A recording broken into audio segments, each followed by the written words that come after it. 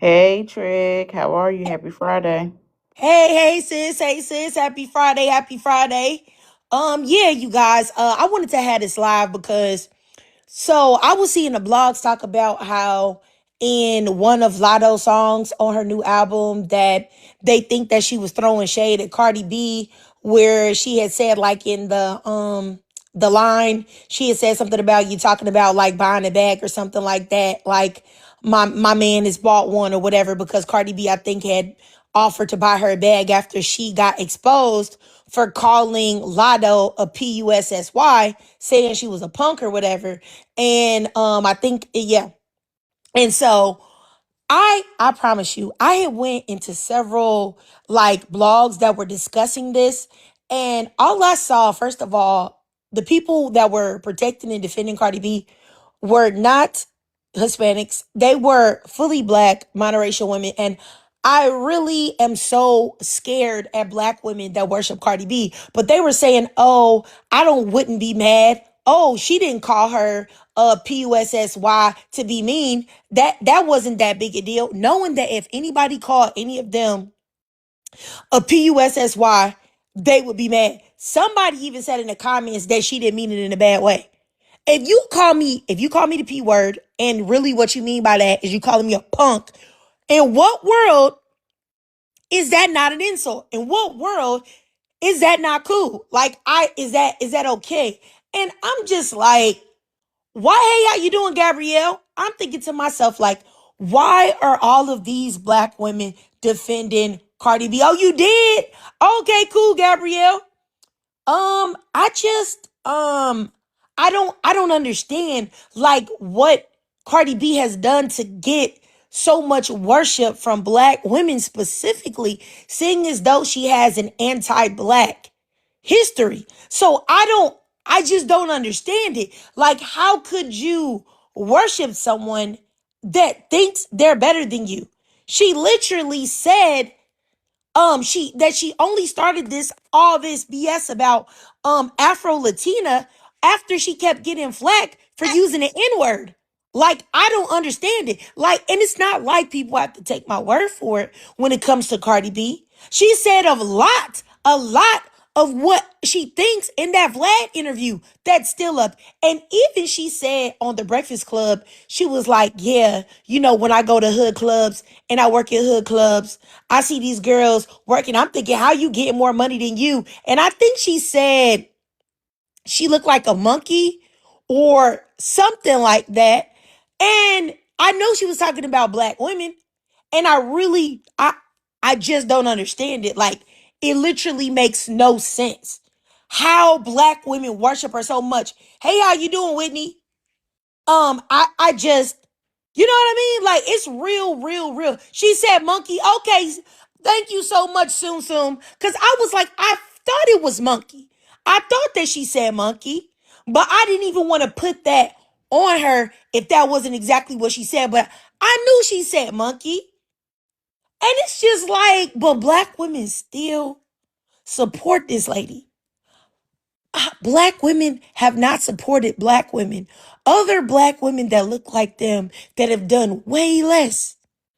I don't think, in my opinion, that black women, the collective of black women, are beating the allegations. And I really believe that black women put non-black women on a pedestal.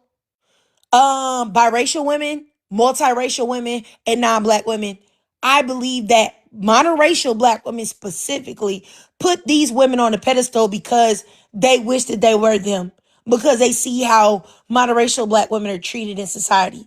And they vicariously live through these women, which is why they always want to try to include these women. Like, oh, they're black, just like me. So you can pretend that you're included in the club and you're not. And I think that's sad. But anyway, let me keep going. Um, hey, Brown Sugar, you had anything to say, sis? Hey Trick, I seen a clip of it. I mean, I don't really pay attention to Cardi B anymore. She gets on my nerves. I think she sucks. She can't rap. But I don't know. I think that Cardi B got witchcraft on these women because it just don't make any sense why worship someone who don't like you. who degrade you, who talks bad about you, calling BLK women monkeys and all this other stuff. I mean, I just don't understand what is so great about her that she deserved to be praised. She doesn't do anything regular. She don't write her own music. I just she's not talented. I just don't understand it. So I want to ask too, what is the fascination with Cardi B? I want to know. And I'll land there for now. Thank you. All right, I got you. I got you. You have something to say, Gabrielle? Yeah, I have a theory about it. I think some people want to live vicariously through her, and I think that's the case with like a lot of celebrity worship. Like I think a lot of people are very parasocial, and so it's like they somehow like latch on to people like Cardi B and these celebrities thinking that, oh, like one day that'll be me, or they somehow want to see themselves in them or want to be them. So it could be, I mean, it could be witchcraft, but it could also be like, I don't know, just this fixation. I mean, there seems to be like, I think in the past few years, like a rise of like very parasocial relationships. Like people will be like you mentioned earlier, I think you said like constantly in her comments and, you know, wanting to buy her products. And I just think it's people want to live vicariously through her. That's just my theory on it though. Yeah, I think you got a point. I definitely think that you got a point. Um, and then it's like I don't even understand about the music. I listen to both albums just to listen because I'm a music connoisseur. So even if I hate you, I might check it out. Not R. Kelly though, but but nah, other people, you know, I might check it out just to see what it's hitting for. And I really don't even understand it. Just like Brown Sugar was saying, like this lady don't even write her own stuff. And when she came out with that song, I think it was called Imaginary Players. Like she sounded, I don't think I can say this politically correct. Um, she sounded like she had some type of syndrome. How about that? You can fill in what you think. She sounded like she had some type of syndrome. And I'm just like, she like, like, what is this? Like, y'all think this is rapping? I don't know. My mind was blown. Like, honestly, I really, and I'm not gonna cap to y'all. I said this before. Lotto, I like quite a few Lotto songs. I'm not going to cap to you. I do think that she is a biracial that capitalizes off of Black culture, Black American culture, and a lot of other things. But I'm going to keep it real. I have liked quite a few of her songs, for real. I'm not going to say I haven't because there's a few that I actually really like. Um, so yeah. And that's another thing I didn't understand. I was like, I didn't understand how Cardi B was able to amass such a following and she's not even as talented as Lotto. Um, she's not. But you know what I think though? Why? I think that, what do they call them? Industry plants? I think that Cardi B is an industry plant, in my opinion. And that might be why she was able to blow more. And Cardi B came up with her personality being goofy, like, and funny looking. Now, I know that she's on her like 737.5 face right now. So y'all forgot that. But I think that is where she was able to come in. And Lotto was just like the attractive biracial. You know what I'm saying? But I I do like some a lot of music though. I'm not gonna lie to you. Go ahead, Kalandra. I just want to say that I think that when it comes to like culture, I feel like that the black community, or maybe like I think Cardi B is so popular because people don't like for example, her and Sexy Red raps about the same type of things, but it's not as much discourse about her. And I feel like a part of that is because people like black culture, but they don't like it on black people. And that's one reason why I think she is so popular, because I do think Lotto's a great rapper. I like her. Her album just dropped. I will be going to see her in concert, but I don't think Cardi B music is that good, but the reason why I think people like her and the reason why I think because people like to see black culture on non-black people. That's why I feel like Danielle Bregoli, I don't know if y'all know, Bad Baby, that's her real, I call her Danielle, but I think that's why she was able to get famous for the way she was acting because I feel like people like black culture on other people, not black people. And I think a part of that is black people's fault because I think that some of the criticisms that we give to other black people, but we're not as quick to give it to other people who do it is a problem. Like I remember one time you had said triggered that when it comes to like where your moral codes are and how some people judge like how Sexy Red is judged.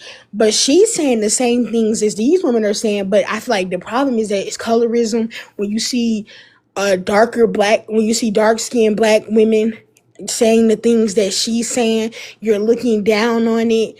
And so for me, I think that's why Cardi B is so big because I don't think her music is all of that. Now, Lotto's album was about that man and all about that man, but she did have some nice songs on it that I did like. But I think that that's the reason because when you think about how a lot of these other races of women are acting, I disagree with that. Sexy Red is probably, I would say she's vulgar, but I do think if Sexy Red looked different, people would not look at her music or have the same criticisms and the how they critique her if she was of a lighter skin tone. Now, people can argue with me on that, but I can pull some lyrics from other artists that look different from her, and you don't really hear all of this nitpicking. And I'm not saying that Sexy Red does not carry herself in a certain kind of way, but I do think she's judged harsher because she is a dark skinned black woman.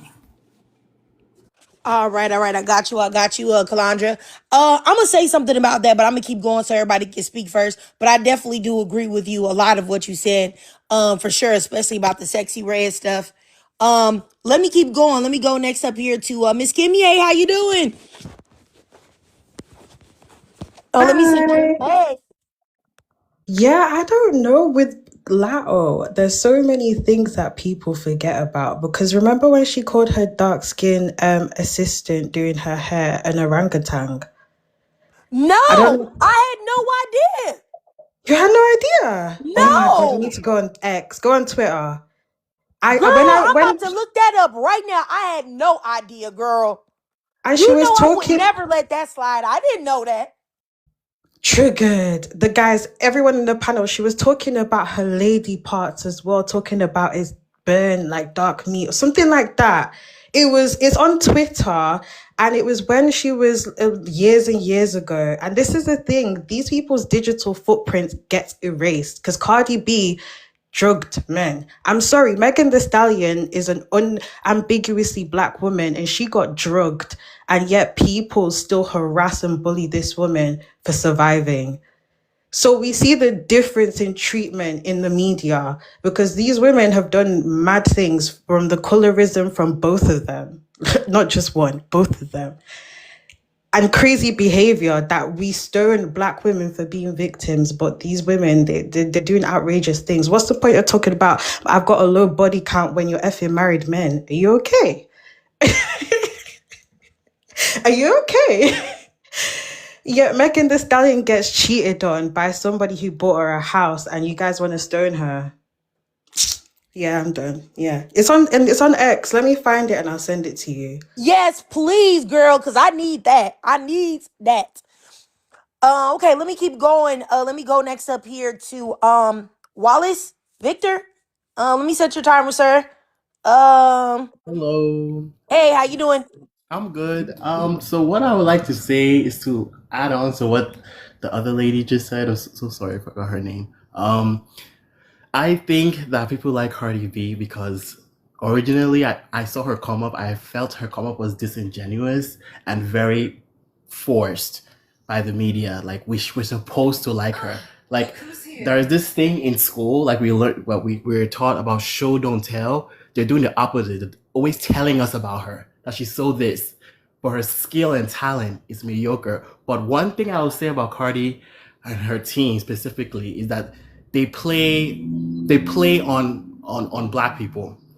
they played on the idea that we like to see ourselves in like other people, like, and they play on those kind of people having, our aesthetic, like the hood aesthetic, like you must have that. And the thing is, in Cardi's situation, she's racially ambiguous. I think she's Spanish, some sort of Spanish.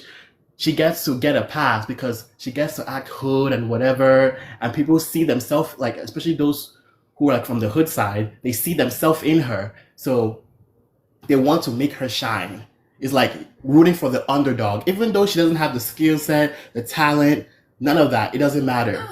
Back then, it was not like that. It doesn't matter if you're from the hood or not. It's all about the skill set to get to where you are. But things have changed, so they want to see themselves in Cardi B. But as time goes by, it's like more of like they cuddle her, even in all her mediocrity, even when she's wrong, dead wrong, like when she paid men to beat up a black woman and she got praised for that. Black people praised her for it. Or when she said she's going to drug and rob men, or last year on her spaces, she told a gay guy that she wanted to slit his wrist because she's going to outsell, according to her. And no one checked her on anything. Or when she wished AIDS on people, or tell a black girl to dig up her parents because she died, and she posted her family dead parents to her, and no one checked her on that. And but what they I'll do give is you that, one more minute. so sorry, I'm so sorry, thank you. What they do, I noticed that, is every time they want to, like, if anyone wants to hold her accountable, they deflect, or they use this girl, Nicki Minaj. I say, oh, well, she did this, but why are we picking and choosing? It's not about morals, it's about likability, and that's, we as the public have to be accountable for that. I'm done. All right, I got you. Yeah, you guys. I PhD Kimmy, I know she's on a teacup, but just in case you can hear me, girl, I just saw the video. I just saw it. I am flabbergasted. I have no idea why she would say some like that and say it in a way that she said it. She was most definitely trying to be funny. And that's that type of BS right there. Like, that just totally threw me off because man, that threw me off. Like, I'm actually speechless because I had no idea that she had did something like that. Like, I had no idea at all. Like, for real. I would have never gave her a lick of props about nothing publicly if I had known that. Like, I had no idea, Kimmy. It's Thank you for not bringing your that to my attention. fault. It's not your fault. It got snuffed out in the media. It didn't go far. Like, not a lot of people have seen it because of the media. It's colorist as well. Yeah, because that was just wild. Okay. And I just, like I said, I just really feel like, honestly, that black women, like, and I'm talking strictly to monoracial black women, um, have some type of thing where they constantly pedestalize either non-black women or biracial or multiracial women. And it's something that I really feel like we have got to stop doing because these women really do think they're superior. Now, back to what Calandra had said about Sexy Red and like Sexy Red being perceived different because of her being dark skinned. I think it's I don't know if I would consider Sexy Red. I know everybody has their different versions of what they view as dark skin. I guess I would consider her brown to dark skin, but I think brown to dark skin women are, recipients of colorism. I think the darker you are, the more you're affected. You know what I'm saying? But anywho, I'm just going to say, I definitely think because she's a monoracial black woman, people automatically look at anything that she says as vulgar and hypersexual because Cardi B has said the same things. Period. Her persona is terrible. And that's when people say, oh, like Cardi B and Sexy Red have different personas. How? Cardi B was out there pregnant with one man's baby and having intercourse with another. And no disrespect, but I really feel like, and I feel like I can speak on this because I've been pregnant before. I'm a mother. I'm a wife. And I think having intercourse with a different man with a baby in your belly is absolutely repulsive and disgusting. That is insane in my opinion, especially to a dirty penis man that puts his thing in everybody unprotected. Are you crazy? You risk the life of your child for what? That's disgusting. That's vulgar. That's low class. That's bottom of the freaking barrel. But yet, we're not looking at her like we look at Sexy Red. And it's all because Cardi B has the complexion for protection and also the non-blackness. People want to say that she's black, but they know that she's not. They don't even treat her like she's black. Because if she was black, she would not be getting respected from anybody. You know what I mean? And I definitely do think that that plays a role. Because when you think about Janae Aiko, I like her music, right? But she has a reputation for being classy. And it's only because she's petite and half Asian. You know what I'm saying? And she looks more Asian than black. But she has a song called the Pussy Fairy. You know what I'm saying? And a whole bunch of other things that she is saying that's really off the wall in her songs. You know what I'm saying? And yes, and just like Miss Cerise said, Cardi B made the most vulgar song ever, WAP. Like by far, I think that's the most nastiest song that I've heard in a long time. You know what I'm saying? But somehow we're looking at Sexy Red like she's the pinnacle of nastiness. Why? That's a question that I have. Go ahead, Kalandra. I I like just Janae wanted, Aiko too. I just wanted to make a small statement is that when WAP was being criticized, I felt like people took shots at Megan harder than they took shots at Cardi. Because on my Facebook, that's all I was seeing was like men say Megan Thee Stallion this and Megan Thee Stallion that, but they had nothing to say about her. Yeah, and I really do think that that type of thing right there that Kalandra mentioned has really got to stop. Like I really, really, really do think that it's got to stop. And I feel like us as monoracial black women, if we ever want to be respected or ever want these double standards to end, they have to first start with us because we also as a collective uphold these standards as well and allow these women to get away with it. Because all I know is that I I I feel like that I was looking, they said that Lotto thing of her calling her assistant an orangutan, they said it was like 5, 6 years ago. That's what it was looking like when I was Googling it. Now, I don't know if it was even more than that, but she shouldn't have even been right here where she is right now because she said that. Your main people that you're trying to sell your image to are monoracial black women. Those are going to be your biggest supporters. Those are Cardi B's biggest supporters. Yet these women look down on the women that are paying their bills. And once again, I have no idea why we as black women forgot. And we want to talk about, oh, Cardi B, she's a girl's girl. No, she's not. She's a male-centered mammy and a pick me just like Lotto is. You know what I'm saying? She literally sent men to beat up women that she thought was messing with her man who's a no good cheater. So you can tell she's a male-centered mammy. So I can't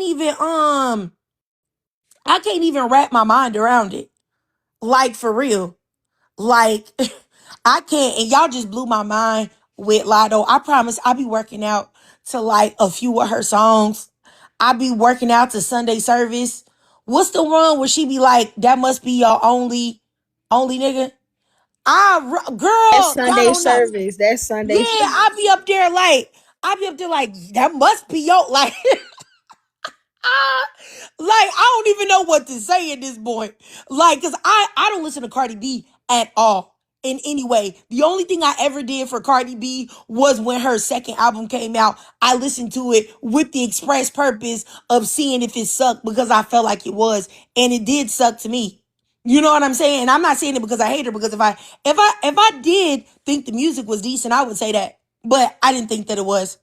Um, you know what I'm saying? But anywho, I did. And it's just like, that's the only thing I've ever done. I literally do not listen to Cardi B in any way, shape, form, or fashion.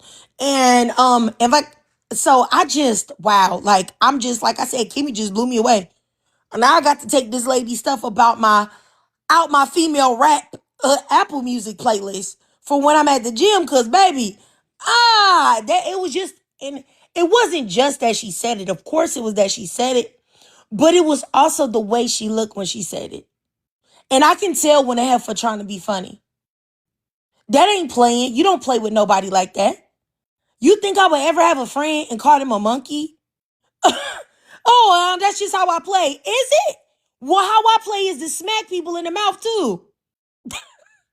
But I don't know. Like, like I said, I just really wish that we as black women could maybe put each other more in a position to where we're the main ones, because I feel like Meg Thee Stallion is more talented than the both of them put together. And um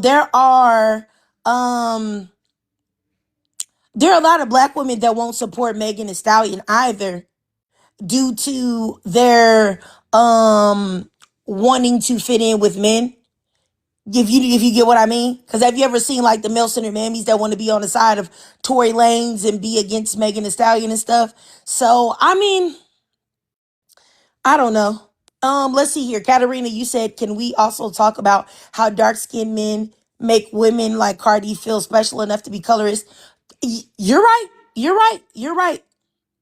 I mean, you guys, okay, all of the ladies on the panel, y'all can tell me if y'all agree with this or not.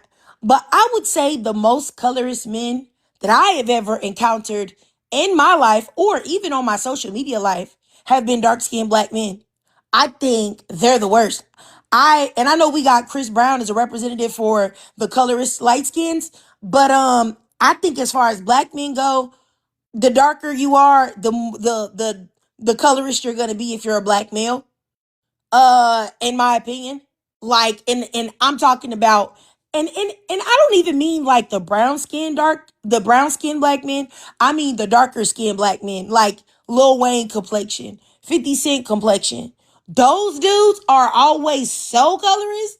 And they be talking about how they don't like dark skinned women. They don't like nappy hair. And I'm like, sir, you're dark skinned. You got nappy hair, so you don't like you? What? But y'all let me know, have you guys seen that too? Or have y'all seen that before? Or what do y'all think? Okay, Kalandra, you said you have. I definitely have seen that. I feel like they be some of the most self-hating. Like I said, for me, I've had this happen to me in my personal life. Like, you know what I'm saying, darker skinned men getting with other races of men, and being rude to me as a black woman. I had this happen to me professionally when I was a teacher. That's why I left education. I had a dark skinned AP, and how he would treat me versus how he would treat this YT coworker I had. Like, every time this woman would talk, he smiling at her. Like, it was nothing. And then he was very harsh with how he critiqued me versus how he critiqued her. And I feel like they be self-hating. And with that Kevin Hart, him saying that he didn't have a problem with that George Floyd stuff, black men really is the captains of self-hating. They definitely, like, their self-hate, oh, I can't stand them. You know what? And Kevin Hart, he actually really disgusts me because he has such a beautiful dark skinned daughter. And when he said all of that stuff in his comedy routine about how dark skinned women will make your credit go down and dark skinned women can take a punch and all of this other stuff that he said, I cannot believe that a man that knows that he has a dark skinned daughter would sit there and say that. Kevin Hart is the biggest raccoon of all time. And yes, absolutely, Lil Wayne did it too. And I those type of black men, they scare me. Like, they scare me because they are delusional and buck broken and don't be aware. Because how can you say that, like Lil Wayne said, like, you look better red, right? And you're looking in the mirror at your face and it's dark skin. So do you not think that these standards apply to you or what? And that's why I know that black women, for the most part, have a higher racial self-esteem than black men. But I wish that black women specifically would stop glorifying dark-skinned black men. Because, anytime you ask black women who date black men or like black men, you hear them describe that, oh, I love them dark. I love a dark-skinned man. I don't like light skins. I like dark skin. The darker, the better. Da, da, da, da. Black women are putting these dark-skinned men up on a pedestal. And why dark-skinned black men are putting you in the dirt. And this is another thing. I think the reason why the Cardi B's and the Lidos even like dark-skinned men is because black women, monoracial black women, have pumped them up so much. Anytime black women start pumping, have you ever noticed that? Anytime black women start pumping up a man, like publicly, then you know all of the white tees want them. All of the white tee Latinas want them. All of the biracials, the multiracials want them. They don't ever be looking at these men until black women start talking about it. And I think it's almost to kind of be like, yeah, y'all like them, right? But we can pull them.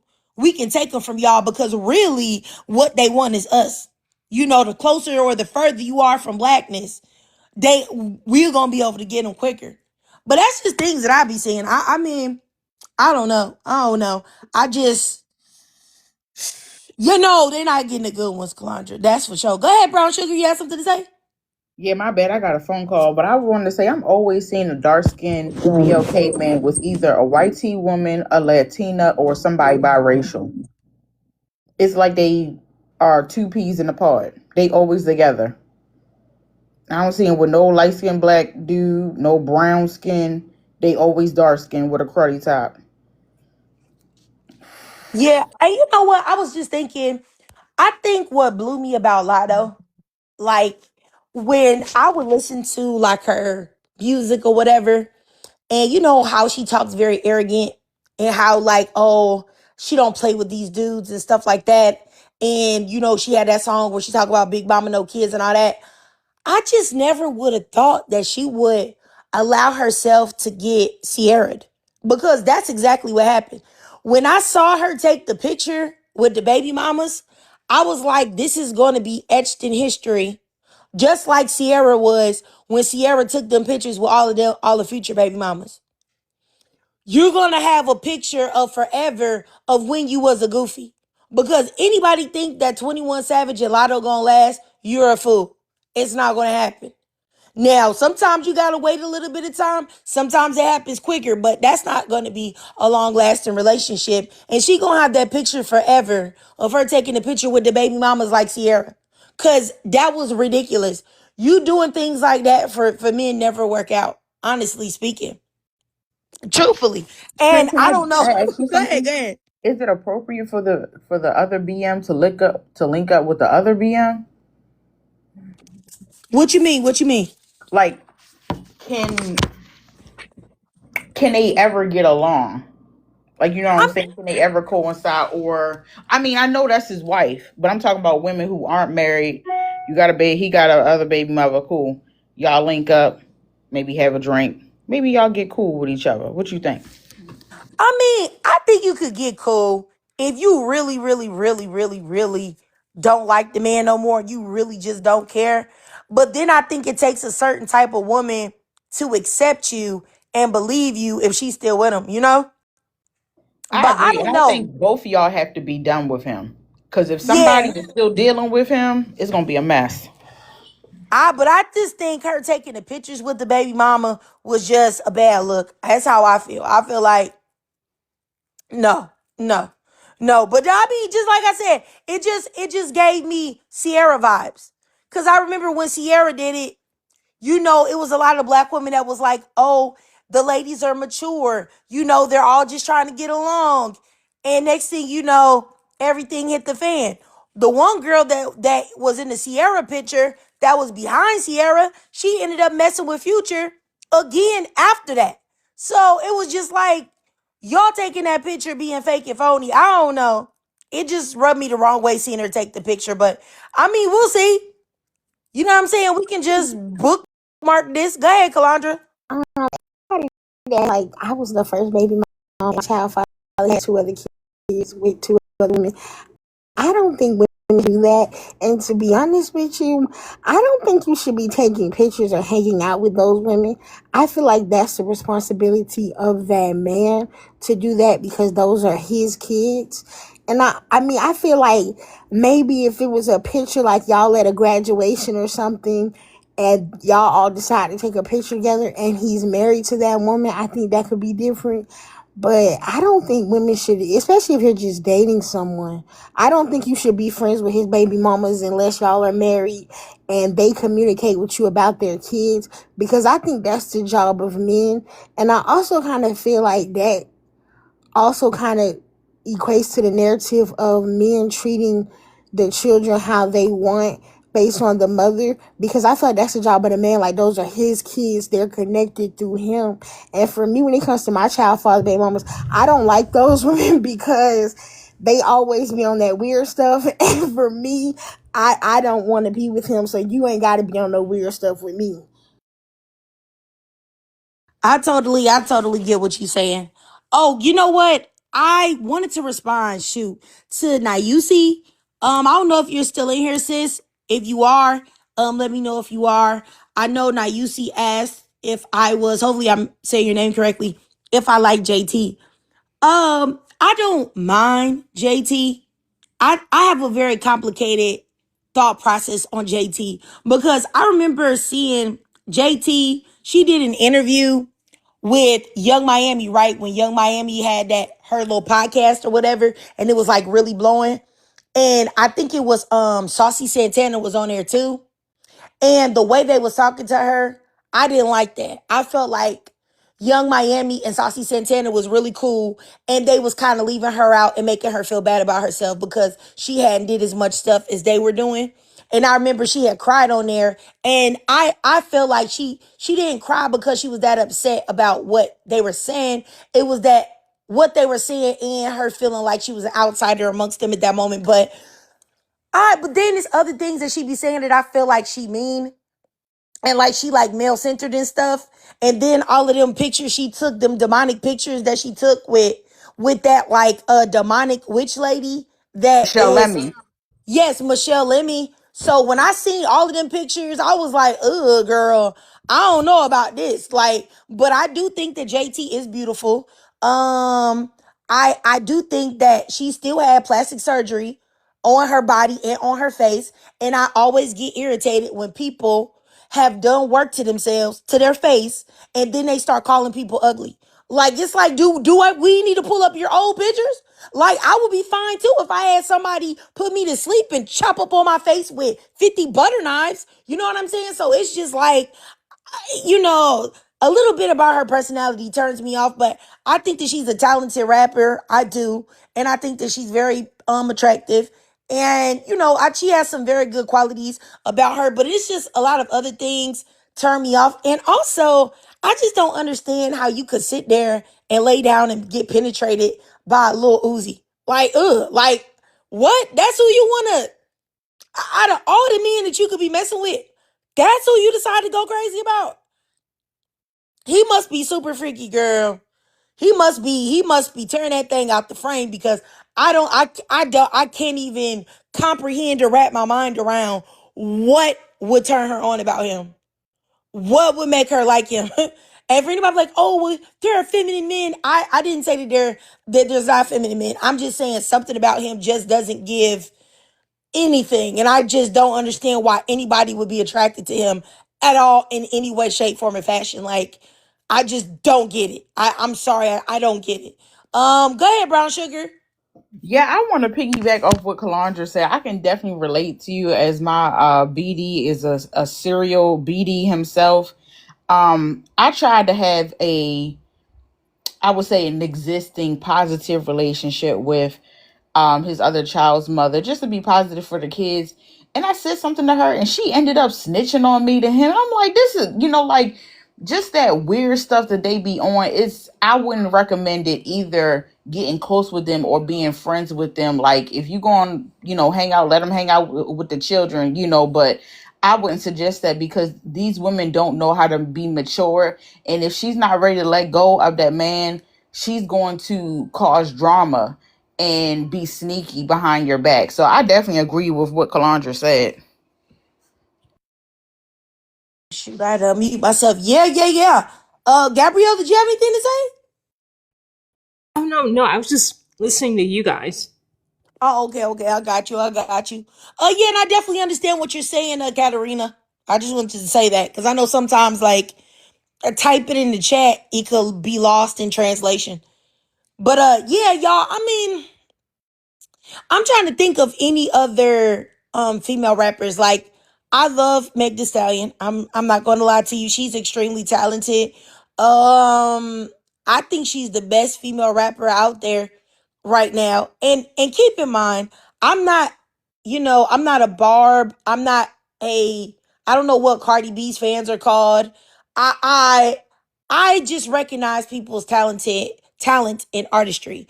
And I did grow up on Nicki Minaj, and I do remember seeing her when she used to do, like, back when she used to really be animated and she used to switch up the voices and everything.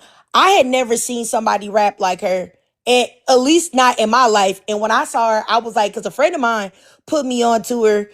She had said, "Hey man, I want you to hear this new chick. She rapping," and she played me the mixtape that had, what is it, Itty Bitty Piggy on there.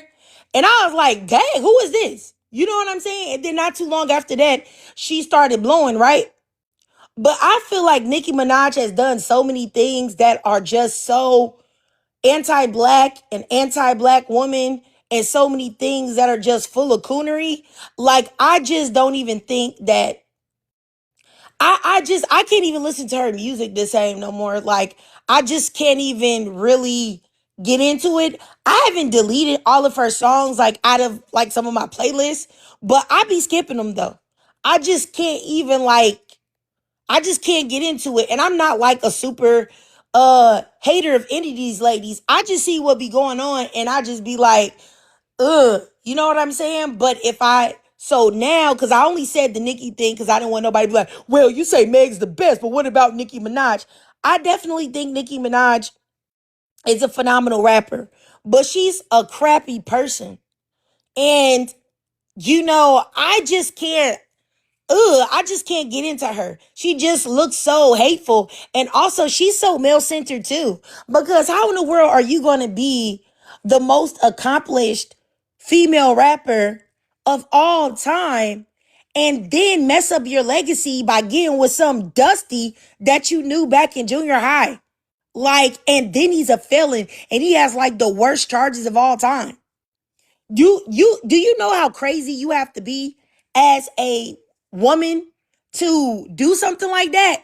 That should let you know, like, right there, that something isn't right in Nicki Minaj's head. Because at what point did you think that was a good decision? Even if you did like him, you should have said, you know what, I can't do this because I'm not going to mess up my career. You would mess up your whole career, all of this stuff that you've done to get with that dude.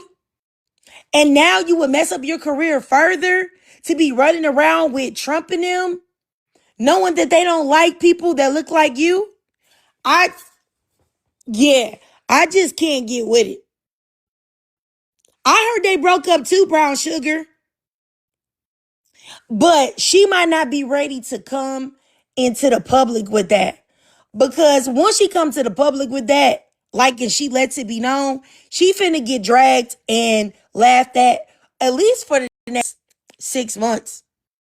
It's gonna be a long time. I heard he cheated too.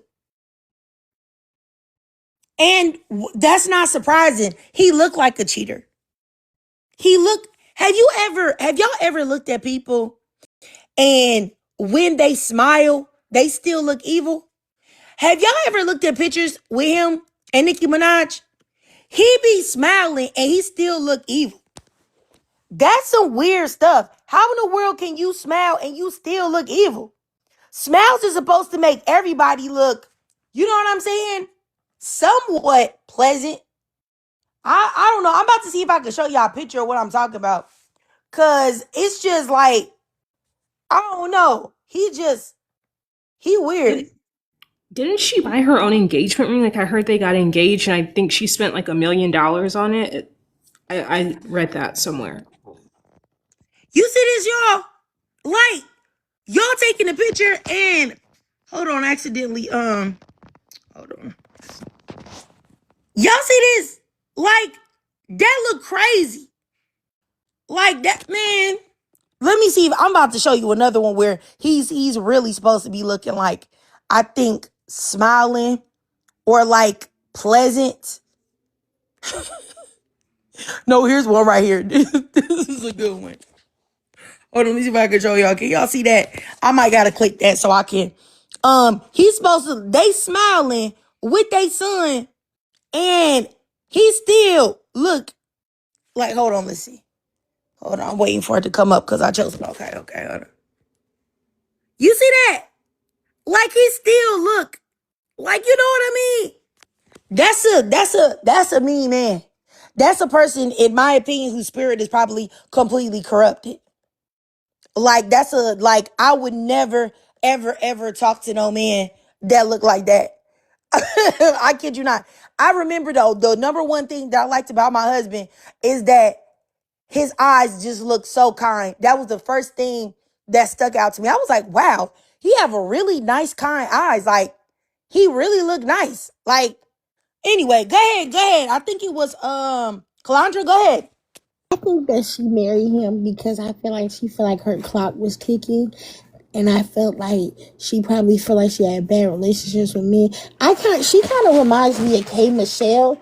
I think you did a video on her, or maybe you talked about her when she admitted. I don't know, or maybe I thought you did a video on her, or maybe you said something about her.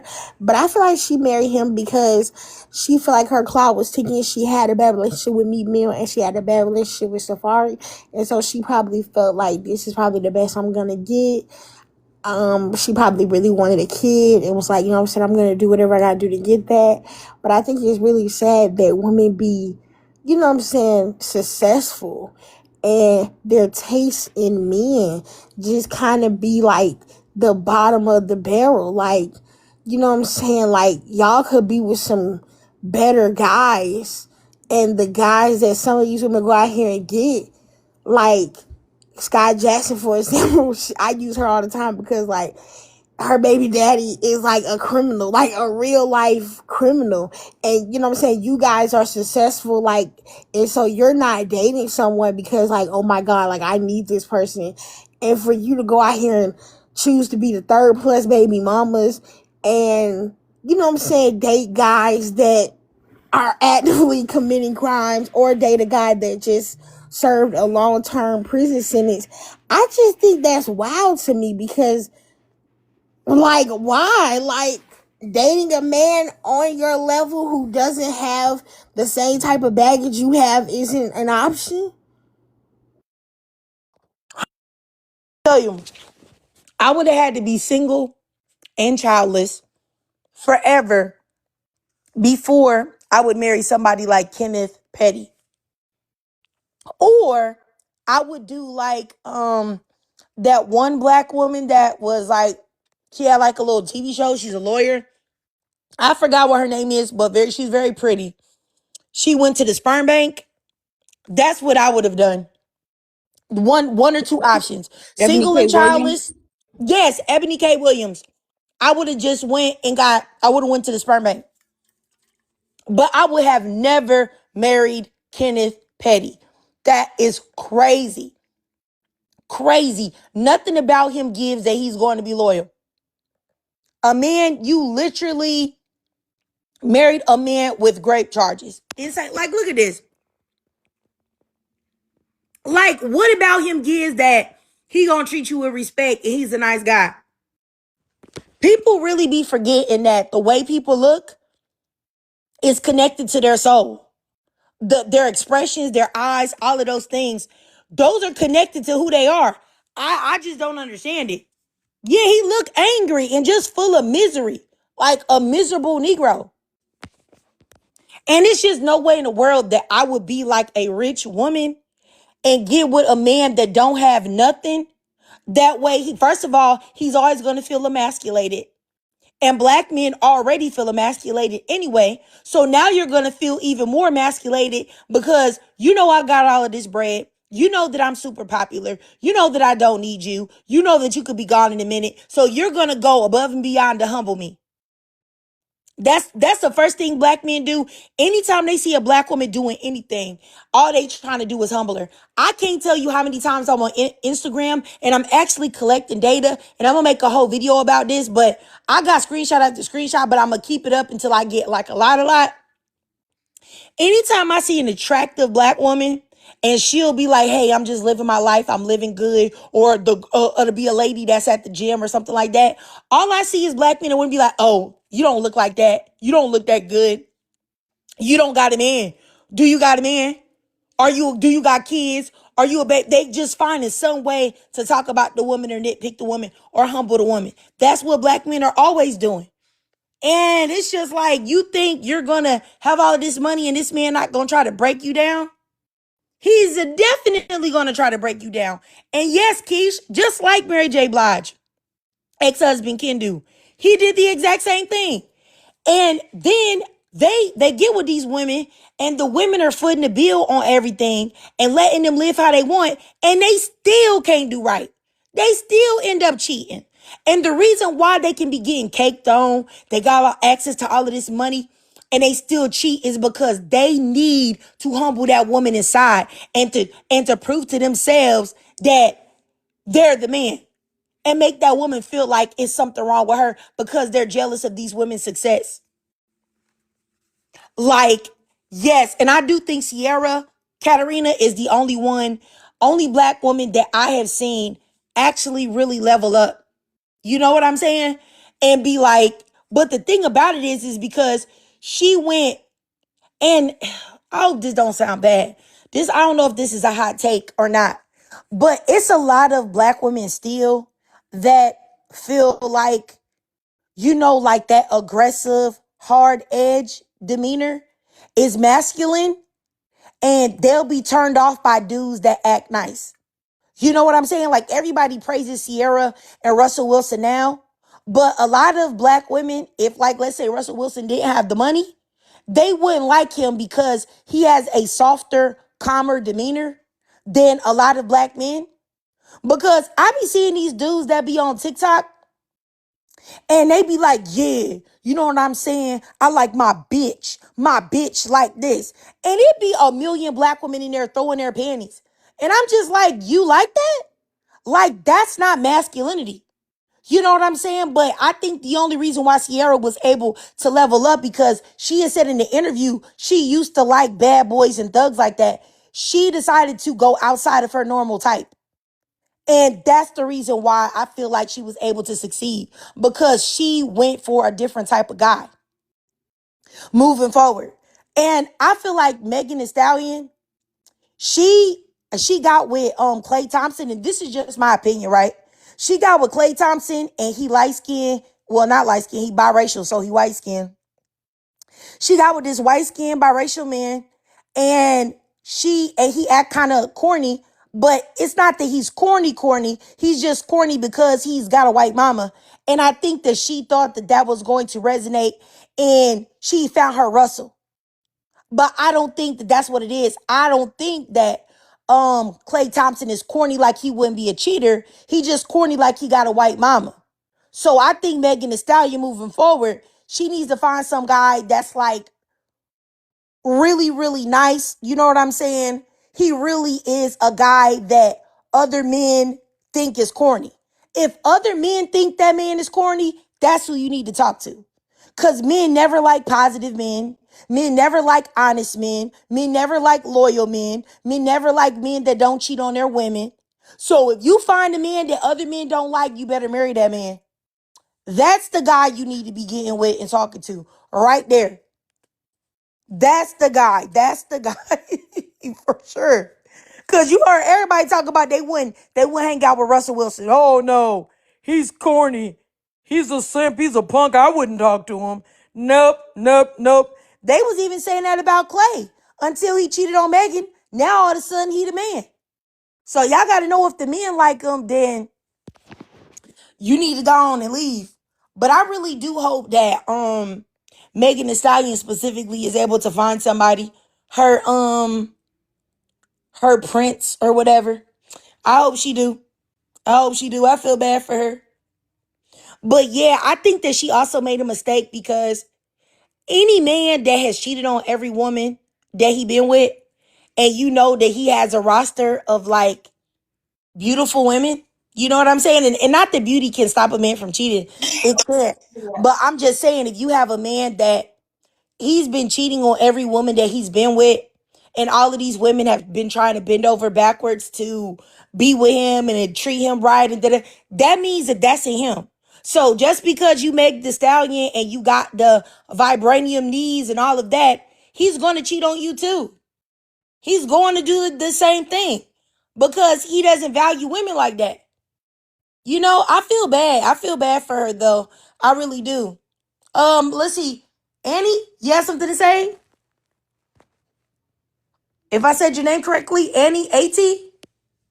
Yes, yes. I was just gonna add just 2 points, not 2 points, but just my 2 cents a little on like the I don't know, some baselines that we can kind of see with these women in the industry. Like there's a clear lack of discernment or wanting to even discern anything, but then it's like, can we really blame them because they're in that industry where so much be going on? Who knows if they have time to discern anything, pray, look at people, and take their time before they engage in anything. I mean, us on the outside, of course, we can like say all we can say, judge, whatever, but it's like, if we think about it, it's like, are they like doomed or something? Because only a few of these women do better after their previous issues, like Sierra, of course. But like at least she is open with us, the public. Sometimes when we ask, her Sierra prayer, the Russell prayer, they do tell us that, and you can see, of course, on them that they do keep in touch with their spirituality. They do keep in touch with, who they are as people and together as a family, and that's important to them. And then I wanted to add like Beyonce, for example. Her dude is not perfect at all. And we're to this day, waiting to hear if he's anything like his old companion, guy, friend, who is it, Kelly or Didi, even whoever it is that he has been seen hanging around with for years, whether he's like that or not or whatever. But we'll wait to hear more about those later on. But at least for her, she discerned a bit, and they're doing business together, they're growing together, they have family together, they're doing, they're kind of also leveling up together, but we don't know. But she still went with her hard dude, okay? Because it's like, that's just two people, and then it leads us to like for example, Lotto. It's like, all her music, I didn't listen to her that much, but I liked what I liked, a little bit of what I got. But for me, yeah, early on, I thought she was almost on those levels of like, yeah, I'm me, yeah, I'm that bad bitch, yeah, big mama, yeah, big Lotto, he want me, da da da da. Only for her to be with freaking 21, a dude who's having like what, passport visa issues, who's already married to a white woman. There's just too much. It's like, where's the discernment there? And then it's like, I had hope for our girl Meg, but I think she liked a little bit of that too, because I mean, she was trying. We can't blame her. She's trying. She's on her journey. But I hope she can like land on her feet compared to the other ladies. But literally, it's like woman after woman. Everybody's got to go for a quote unquote hard dude for whatever reason, and then it is contributing to young women seeing that like, oh yeah, hard dude is what I need to get. Hard dude is what I need to get, because that's all they're getting. If you get money, you need to get a dude who can protect you. But like, really, is that the protection you want though? Wait, what about Meg? I said for Meg, I'm giving her a pass because it's like she's kind of on her journey. She needs to be careful with her next steps, because she can either, because it seems like in the industry you can either be like a bae, Beyonce, like you have your hard dude, but fine line, eggshells, or you can be on the opposite spectrum of completely good, Sierra, Kelly, Michelle, or you fall on the other end. So for Meg, I just don't want to see her, So for her, I'm just mentioning that I think she lacked some discernment as she's on her journey right now, but she's still on the journey, so she doesn't even need to be mentioned. But all these other women who got a dude, it's like, why that dude? Like, why that dude? And it's like, I don't know. It's like there's no initiative or discernment to do something better and put it up, either on the woman's side or the guy's side. I don't even know. Nonetheless, I think my point was just, I don't know if they're doomed in the industry. I don't know if they just don't have time to discern. I don't know if this is a choice, if this is aligned, if this is planned for them. Okay, like I said earlier, it's the goddamn sea, eyes, and the haze that, hey, I don't know if they have a point in there, a hand in there, doing those things to keep it like, keeping black people seeing the same damn thing. Woman, okay, she's great. She gets her money. The first dude she gets, boom, some fucking crash. Why? Like literally why? But anyway, I'll end. All But right, I got you. I would say, the only thing I would say about, like, I would just address one thing that you said about, like, when you mentioned Beyonce and stuff. I really feel like Beyonce really, really dropped the ball. She had a perfect opportunity to break away from Jay-Z, the power couple that people try to say that they are. If she left that man during Lemonade, I promise you, I think that she would be an even bigger star than she is right now. And I already know that's a lot to say because she's already probably like the most influential female celebrity. But I really do think that if she left during Lemonade, filed for divorce, and just dropped it on Jay-Z, and the world was like, oh, they were already on the high of listening to the album and hearing Becky with the good hair and hearing how, she had said that he had made her feel and all of that. And she left, boom, she could have cut ties with him. Anything that may happen to him later down the line that may more people come out of the woodwork when Diddy get out of prison and all of that. And she could have got away with all of that and broke away. That was the dumbest decision that she ever made, was to not divorce that camel man when she dropped Lemonade. She should have dropped that man and dropped Lemonade, for real. She should have dropped Lemonade, waited like a couple weeks for everybody to really hear the album. You know what I'm saying? And really get to know that he really cheated on her. And then after that, she should have dropped them divorce papers. She should have contacted TMZ, all of the people to spin the narrative that she was trying to choose herself and da-da-da. She could have been an icon not only for women's empowerment, leaving with being cheating, and now you just look like a sucker. You let a man that look like a camel play in your face and you still there. And that's why, and I don't know why people don't see this, but that's why she look drained and weird right now. And I really do believe that Jay-Z is draining her energy. Because if you look at Jay-Z compared to her, she's aging way more poorly than Jay-Z is. Like, and I'm not saying that Beyonce not a beautiful woman. I'm not saying anything about that. Back when I was like a teenager and stuff, like, cause I'm like the same age as Beyonce. Like when they had like, Bootylicious and all of that out, like, you know what I'm saying? I was a teen at that time, just like they were.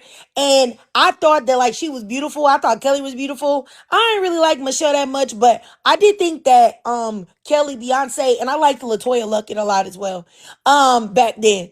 But I know they were separated during, the time. But anyway, all I'm saying is that if you look at her, she is aging in a different way than Jay-Z is, and Jay-Z is a lot older than her. I really truly believe that he is draining her energy. He's an energy vampire. And I believe that she would not look how she looked if she wasn't with him. She literally should have left during Lemonade. That should have been when she left. It wasn't that I disliked Michelle. She was okay. It's just, I don't know. Michelle's voice always irritated me. You know what I'm saying? Like, even when she came in on, I think, Survivor, I remember the first time I heard Survivor, and it was like, I'm a survivor. I was like, oh, I like this. This is about to get me turned up. And then she came in and she was talking about some, through all of the darkness and sadness. Then I was like, oh my God, bro. What? I'm sorry. You know what? I just didn't like it. No disrespect. I just don't like her voice. The only thing I've ever liked from Michelle is that song that she had with Beyonce and Kelly, When Jesus Say Yes, Nobody Can Say. Like, I like that song. But other than that, I've just never liked Michelle's voice. I'm sorry. Like, I was just like, bro, what is this? Y'all don't have to give her a chorus. But I know a lot of people like Michelle and like her choruses. I just don't. I think she's a beautiful woman, though. I'm not hating, but anyway, all I'm just saying is that, yeah, I think Beyonce made a big, big, big mistake. And that makes me really feel like she don't have nobody in her corner. Like she don't have no real people in her corner that she can listen to, including her mama. But her mama stayed with her daddy while he was out there playing in her face for years after years after years. So that lets you know that's the type of example that's already been modeled for her. But I really do believe though that she needed somebody in her corner to really advise her at that time. Like, girl, you better file them papers. You know what I'm saying? But hey, it's too late now. You had something to say, Oh yeah, no. sis? Yeah, no, I was gonna say you ain't got to do our girl Michelle like that. She all about Jesus, that's all. But yes, her voice is particular. But no, I was gonna add like with B, I think I don't know. I think she was trying to leave because the only announcement we got, quote unquote announcement, was that like didn't she say something about like, oh, we're choosing to stay together or some shit because she has family history or she's known broken relationships all her life, so she wants to make this work and shit. And it's like, that's cool, great statement. But it's like that lemonade, literally like was like, I don't know. She was kind of speaking to us women. But that one song actually, see, I'm 50-50 because I feel like I thought she was going to, or like she was announcing that kind of stuff, or like was trying to push that door for herself of like, yeah, I'm walking out. But then that one song, I was like, you're playing with yourself. If you do it again, you're gonna lose her. It's like, it's if he does it again, so she is staying after all. So it's like I feel like she was hoping to or trying to, but yeah, the image, the contract, the business, the everything was just not happening. Or maybe Jay said something, or her dad, or whoever has any control over her of any of her stuff was like, girl, you can't go nowhere. And then she probably was like, let's just move on and do act 3, act 4, all that. But yeah, I had a small feeling. Yeah, I just wanted to add, I had a small feeling. Maybe she wanted to. Maybe she tried. Because she's Beyonce, damn it. I know she know. Anybody will do her right and take her right in. But yeah. I just, I really dislike Jay-Z, like wholeheartedly. Go ahead, Brown Sugar. Hey Trick, I hate to interrupt the conversation. Oh, I it's don't know okay. what's up with these two ladies that's in the chat, Katarina and Rennie Charm, but I feel like they on some weird stuff. What's going Cause on, we going y'all? back and forth in the chat over some goofy stuff, and I don't like it. Y'all need to come up in the box, cause it's too much typing. Come up in the box. I wasn't even looking. I wasn't even looking in the chat, y'all. Yeah, I I know was you over here wasn't. bumping my gums. What's going on, Come up in the y'all? box, ladies. That's all I'm gonna say. Come up in the box. Y'all want me Cause here? I'll send y'all requests if y'all want to come in the box. I didn't even hear nothing, y'all. Cause I see them going back and forth with Miss Sharice, and we going back and forth in the comments. So just come up in the. Nobody's getting offended. You keep talking about Hallie. It's a new day. But all I'm gonna say to you is that you were judging Hallie. I wasn't talking about the nail incident. We're talking about how her dating choices, and you were still going at her, and you still bringing up a nail incident. So come up in the box. It's simple as that.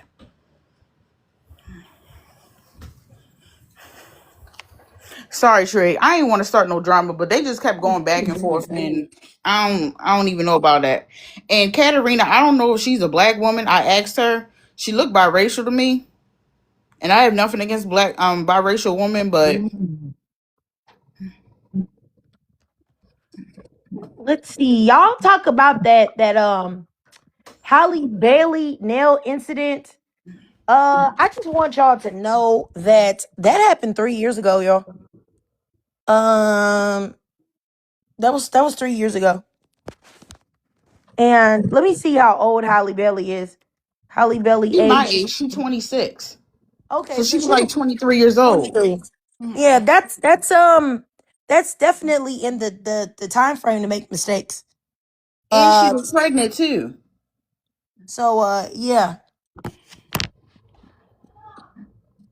I mean, I tell y'all what, today I went to the grocery store and okay, so I'm at the grocery store, right? And this old white T man, he walks in between my car and another car. And he's taking all day. And so I'm just like, I'm still like, okay, he's an old man. He walking with his like little bag to get in his car. So I'm going to go ahead and, wait until he gets in, to pull off, since he is, even though I wouldn't hit him still if I pulled off with him in between both of the cars. But just so he don't feel like I'ma hit him or nothing, you know what I'm saying? I'm going to just start my car. So as soon as I start my car, this man look at me and roll his eyes. And that irritated me, right? And then so he still, now he goes in between the cars. Now he's in front of my car walking. And now he's blocking my car because he's walking, because I'm trying to turn down the aisle. He's shaking his head. Like, and I already know he was shaking his head like he was irritated that I started the car. So I pulled down, and then I'm about to pull out onto the side of the grocery store to go to the light that they had. And he going to his car, and he just got this expression on his face like he's still irritated. So I rolled down my window and I say, goofy ass. Now, was that something I should have said? No, it wasn't. You know what I'm saying? That I shouldn't have said nothing to that old man. I should have just let it keep going, but he irritated me because he walked in front of my car real slow. And he shook his head like I was in the wrong. That was a mistake that I made, okay? And I'm in my 40s. So let's think about all of the mistakes that we have made in our early 20s. You know what I'm saying? And understand that if people have to judge all of us based on isolated incidents that we heard about, everybody would have something to say about all of us. Okay? All of us. Because we all make mistakes. Okay? So I think that a lot of times we tend to be very harsh on other people that we can view publicly because we feel like they can be judged openly, but people don't know what you may have done behind the scenes. But we all have made mistakes.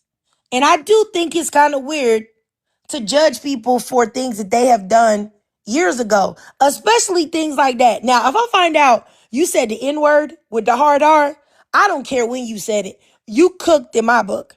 And there's certain other things I feel like you cooked. If you did SA, or you raped somebody, or you hurt somebody, you know what I'm saying? Or you're a racist, because I don't feel like those are things that fade away with time. But I don't know. I don't feel like the nail incident should be something that we use to judge a girl that was only 23. You know, that's all I'm gonna say about that. But I at least in my opinion, because like I said, I just messed up today. I shouldn't have did that. I really shouldn't have.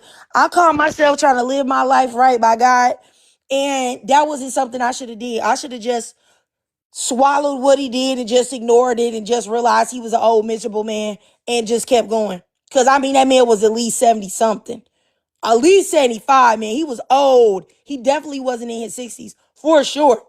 So I should have just let it go, but I didn't. So we all be messing up, y'all, for real.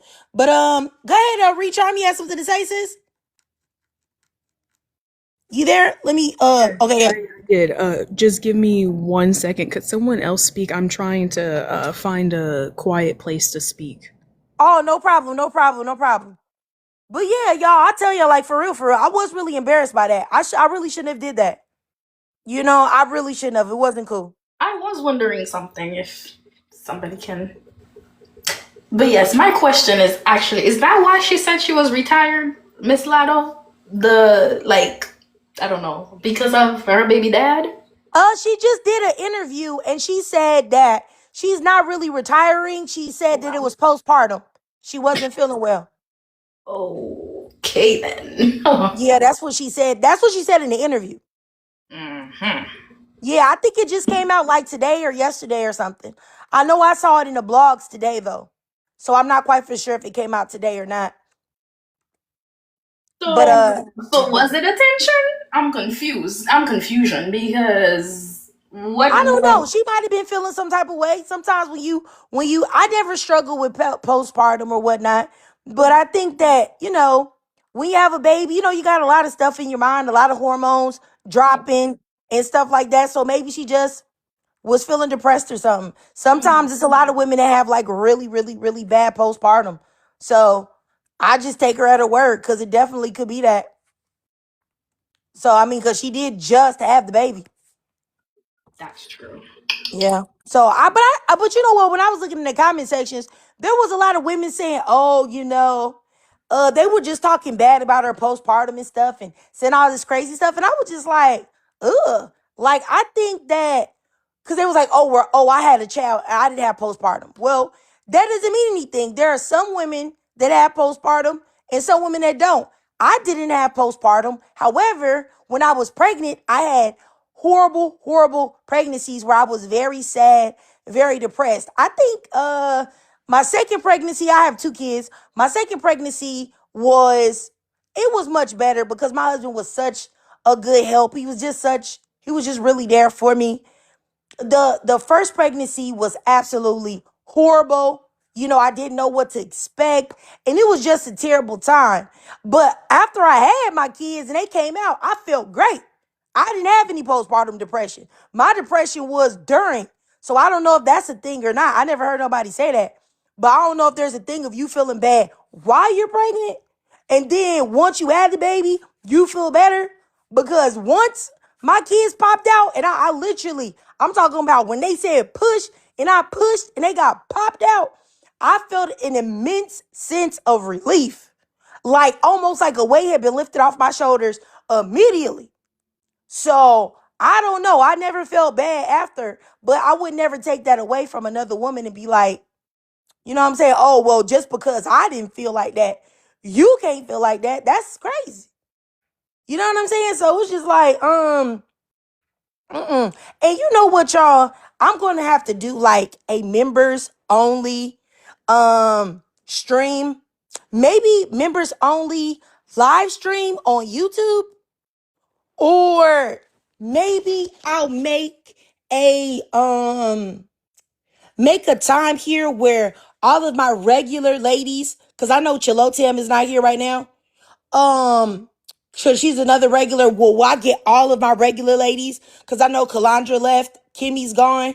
But all of my regular ladies, and I'm going to tell y'all about something that I don't think I really said publicly before.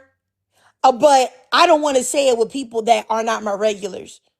And it's going to be really interesting. And I think that it will also help some people. So it's like a long story, but I definitely will do it. But I don't know where though. Like I said, it would maybe a members only stream on YouTube or maybe here on TikTok. And I'll make sure that I like actually really give it a plan. Like, okay, you're triggered live stream, and I'll give y'all like advance notice, like three days advance notice or something.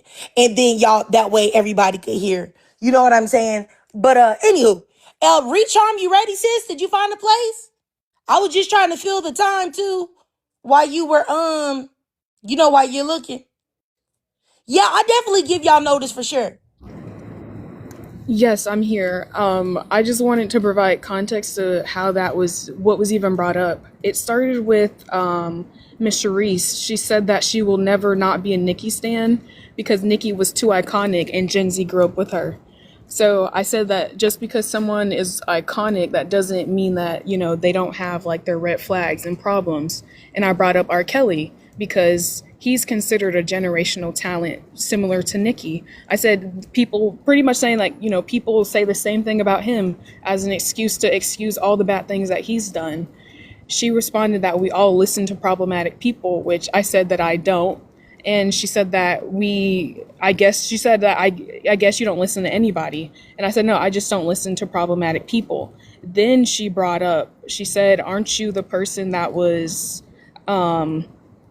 pretty much like, she said dragging Hallie, which one, I didn't drag her. I was in the live, in the comments, in the, speaking like this earlier, but I had ended up leaving and came back to the live. And I pretty much just was like, yeah, Hallie was a bird for how she was acting in her relationship with DDG.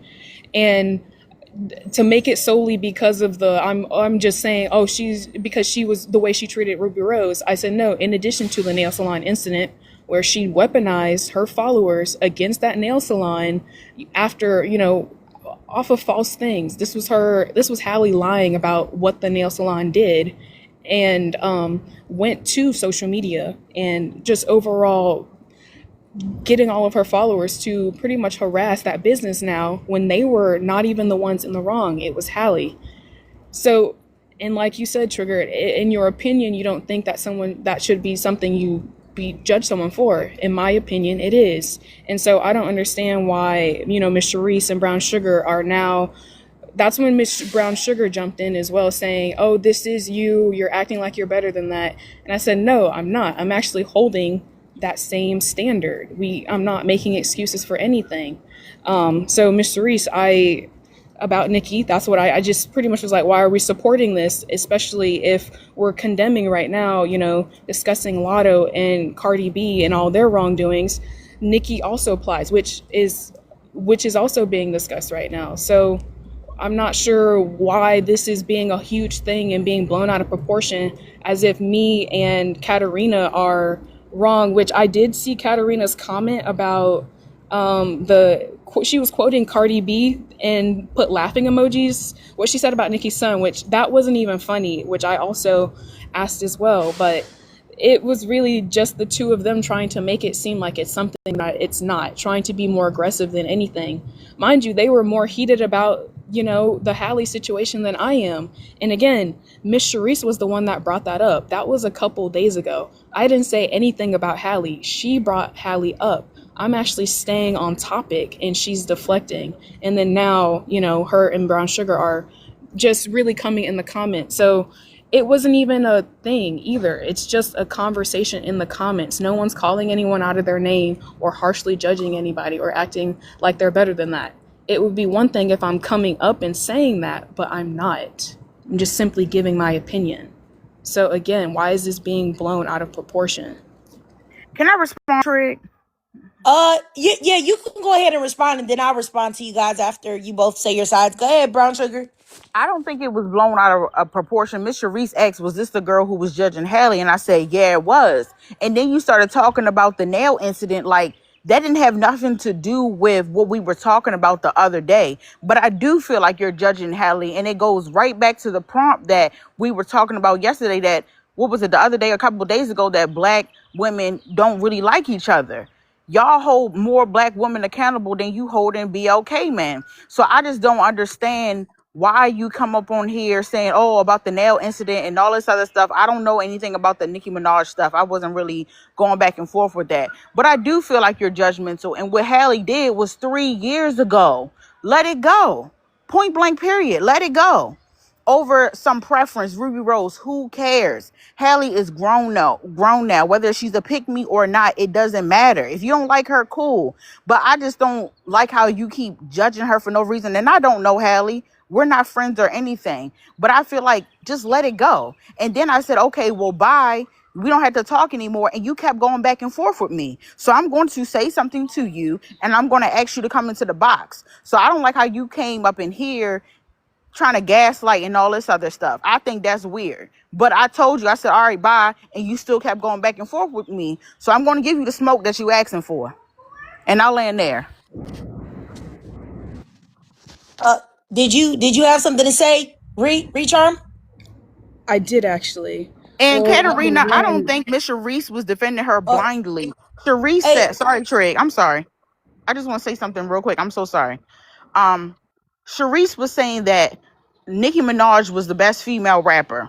And I said, I agree. Nicki Minaj is the best female rapper despite her wrongs. Point blank, period. I don't know where the conversation ended about her husband and all this other stuff, but that's how it started, that she's the best female rapper out of all the ladies out here today. And I'll land there. okay. Go ahead, Miss Charm.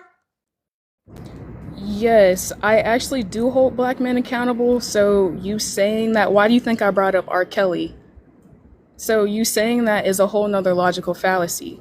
You said it as if I was making excuses for DVD in the comments, which I was actually, all of us were making fun of him, calling him DVD, making fun of him, and exposing all of his abuse and the things that he was doing and saying. So I'm not literally just focusing on black women and excusing black men. I didn't do that. When I brought my example up against Miss Sharice with the Nicki comparison, I used a black man, R. Kelly.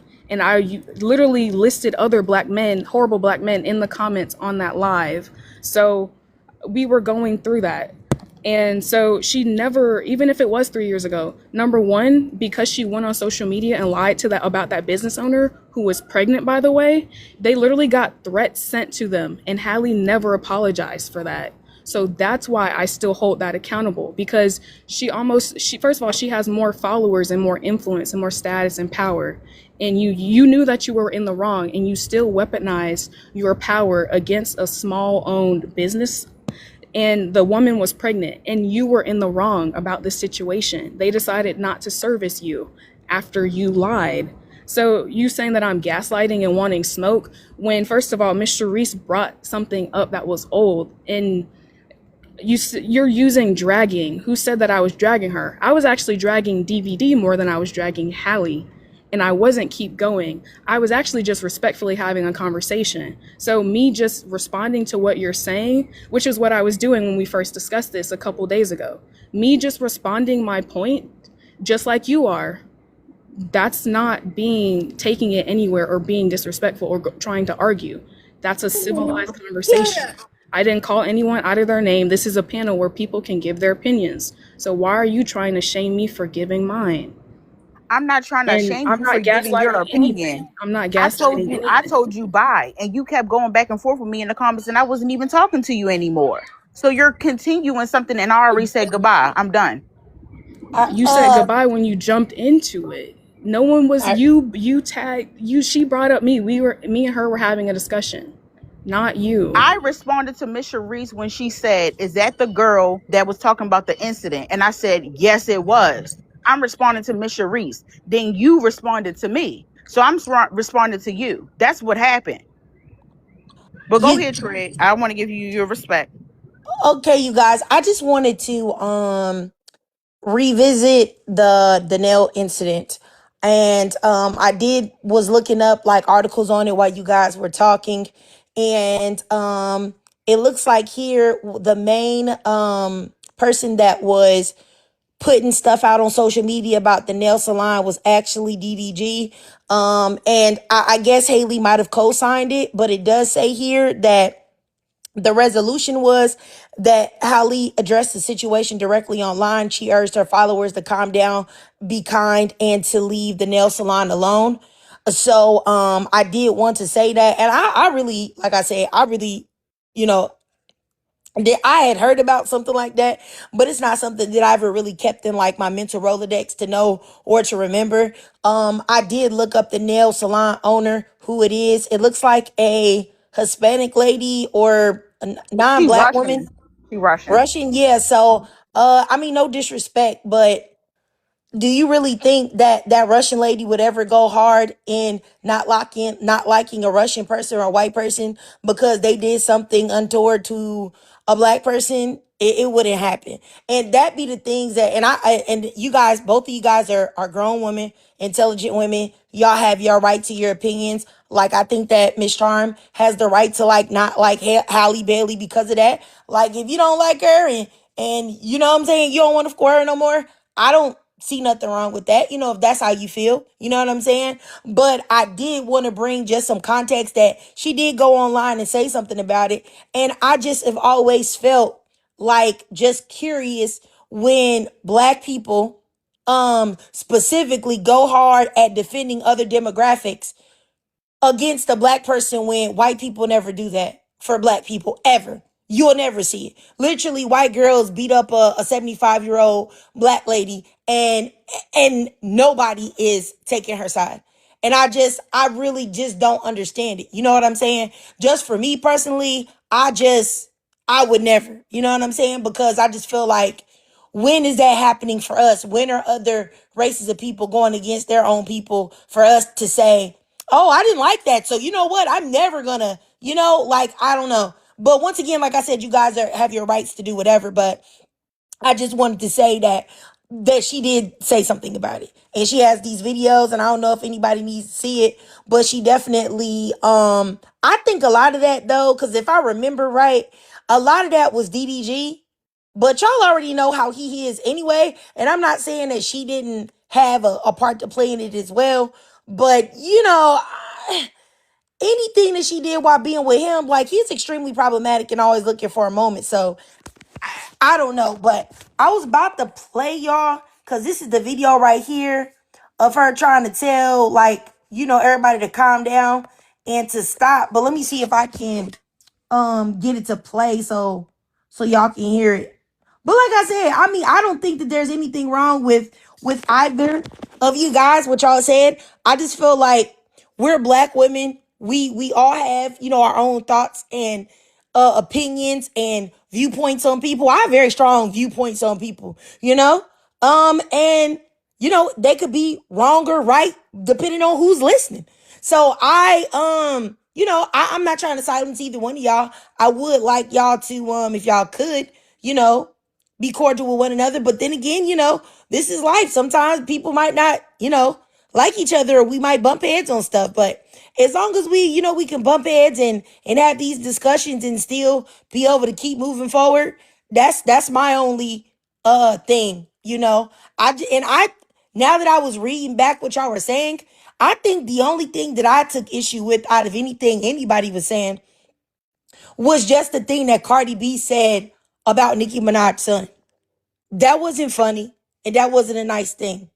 And a cosplaying non-black Latina talking about somebody's baby when she's a complete joke, and let herself become the bajillionth baby mama by a man that's possibly closeted. It's just like Cardi B got so many things that somebody could talk about her, have her spitting on the phone.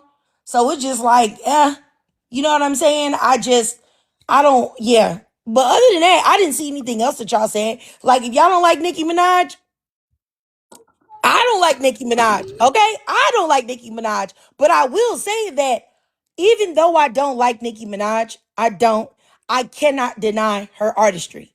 She is extremely talented.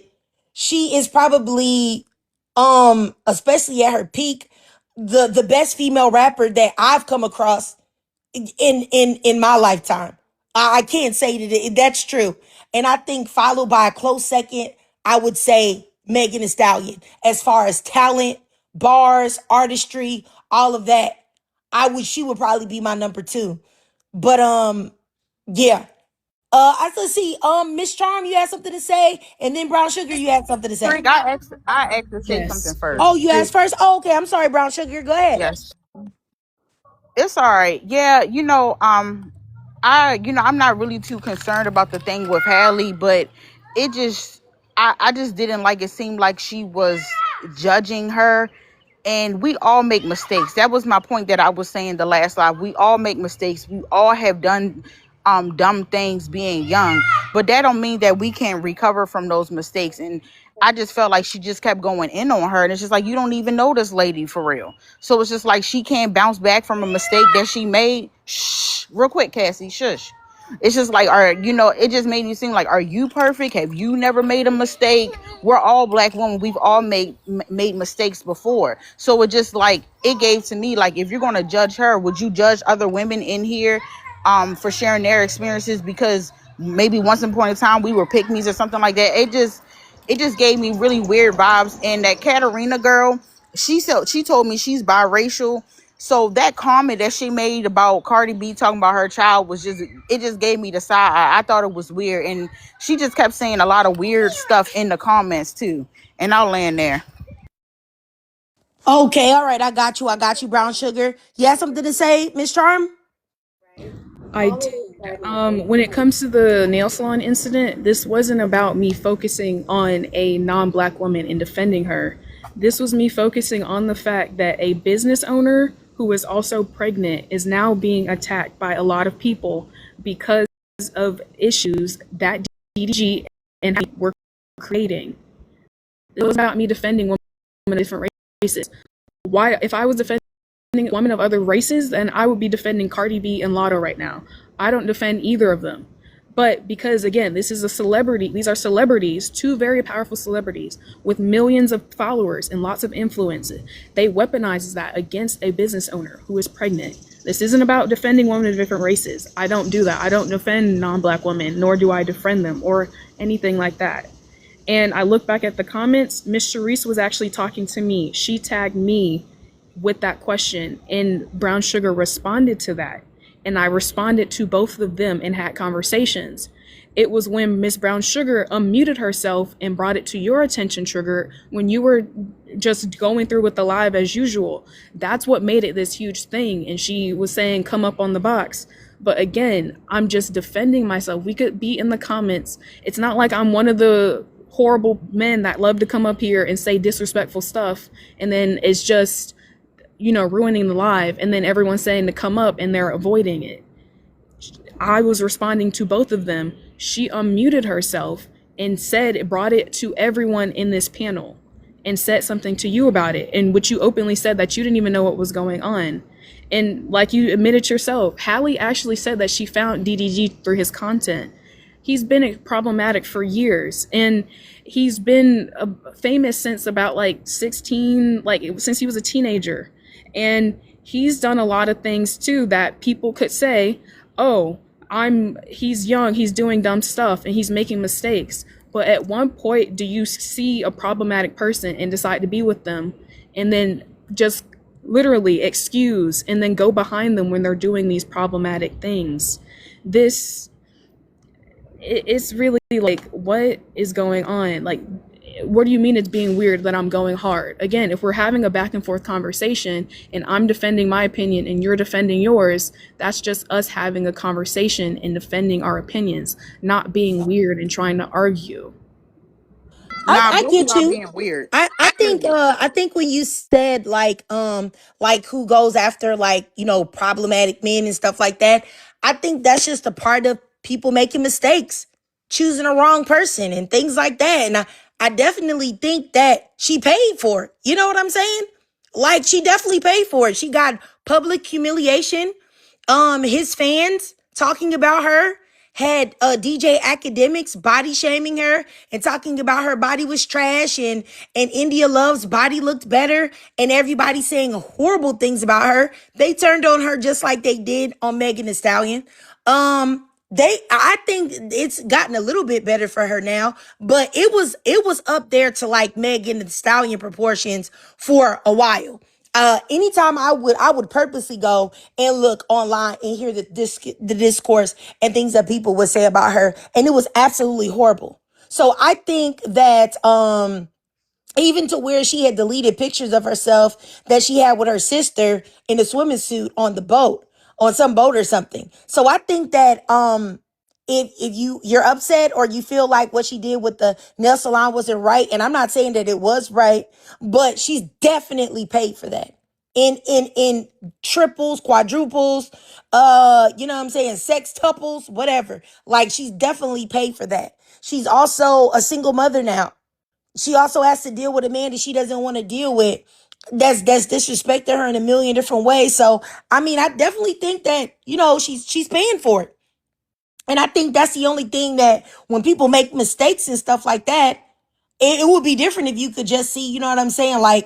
You didn't see any type of consequences that she had for these acts. You know what I'm saying? She's had a lot of consequences, but hey, like I said, I'm not here to tell y'all to like Hallie or not, because I don't know this lady. I don't know her. I just see black women, and I see black women make mistakes. And, some black women, I feel like maybe that they deserve a little bit of dragging.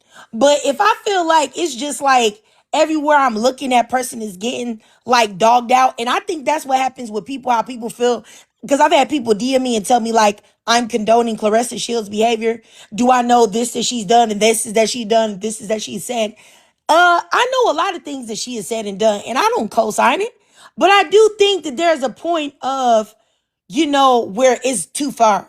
Not saying that Miss Charm is went too far, but I'm just saying, But I think Gabrielle has something to say, and then I'll go up there next to Miss Charm because she has something else to say.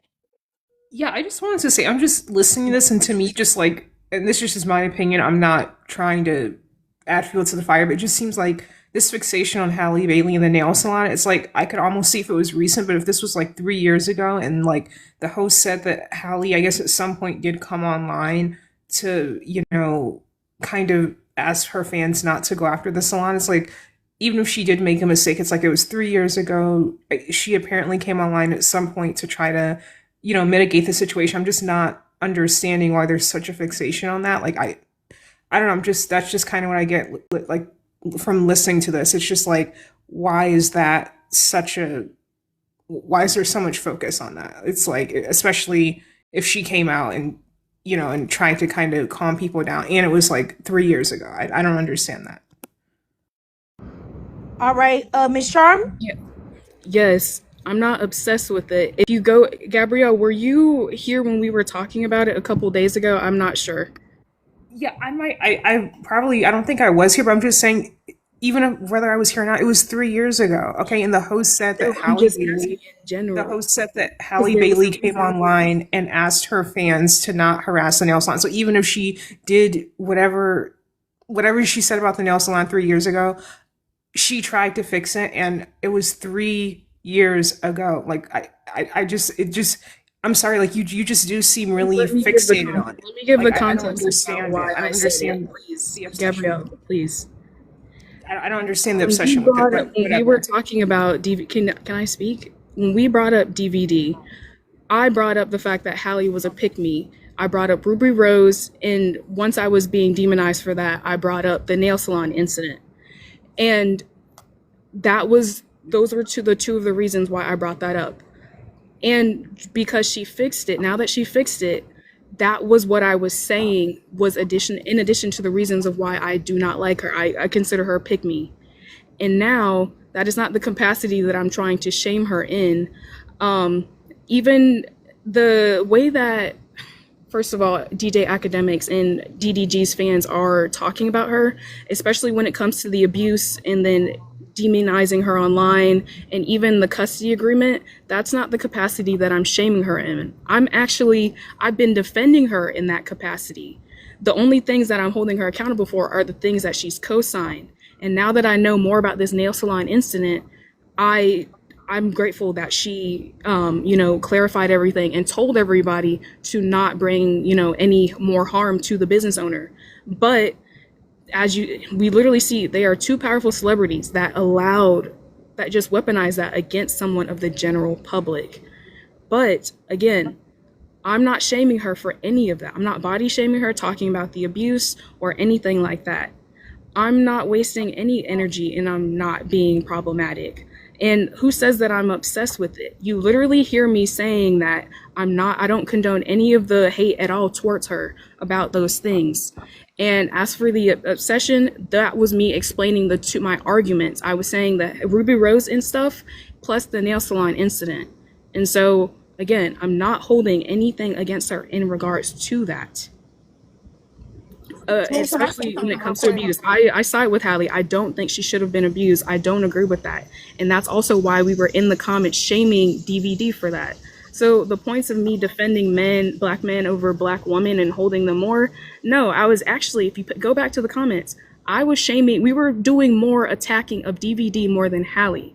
I was just bringing up what Halle did. And I appreciate Trigger for adding, yes. You didn't know that Halle Bailey had made a post to try to tell people to leave the nail salon alone?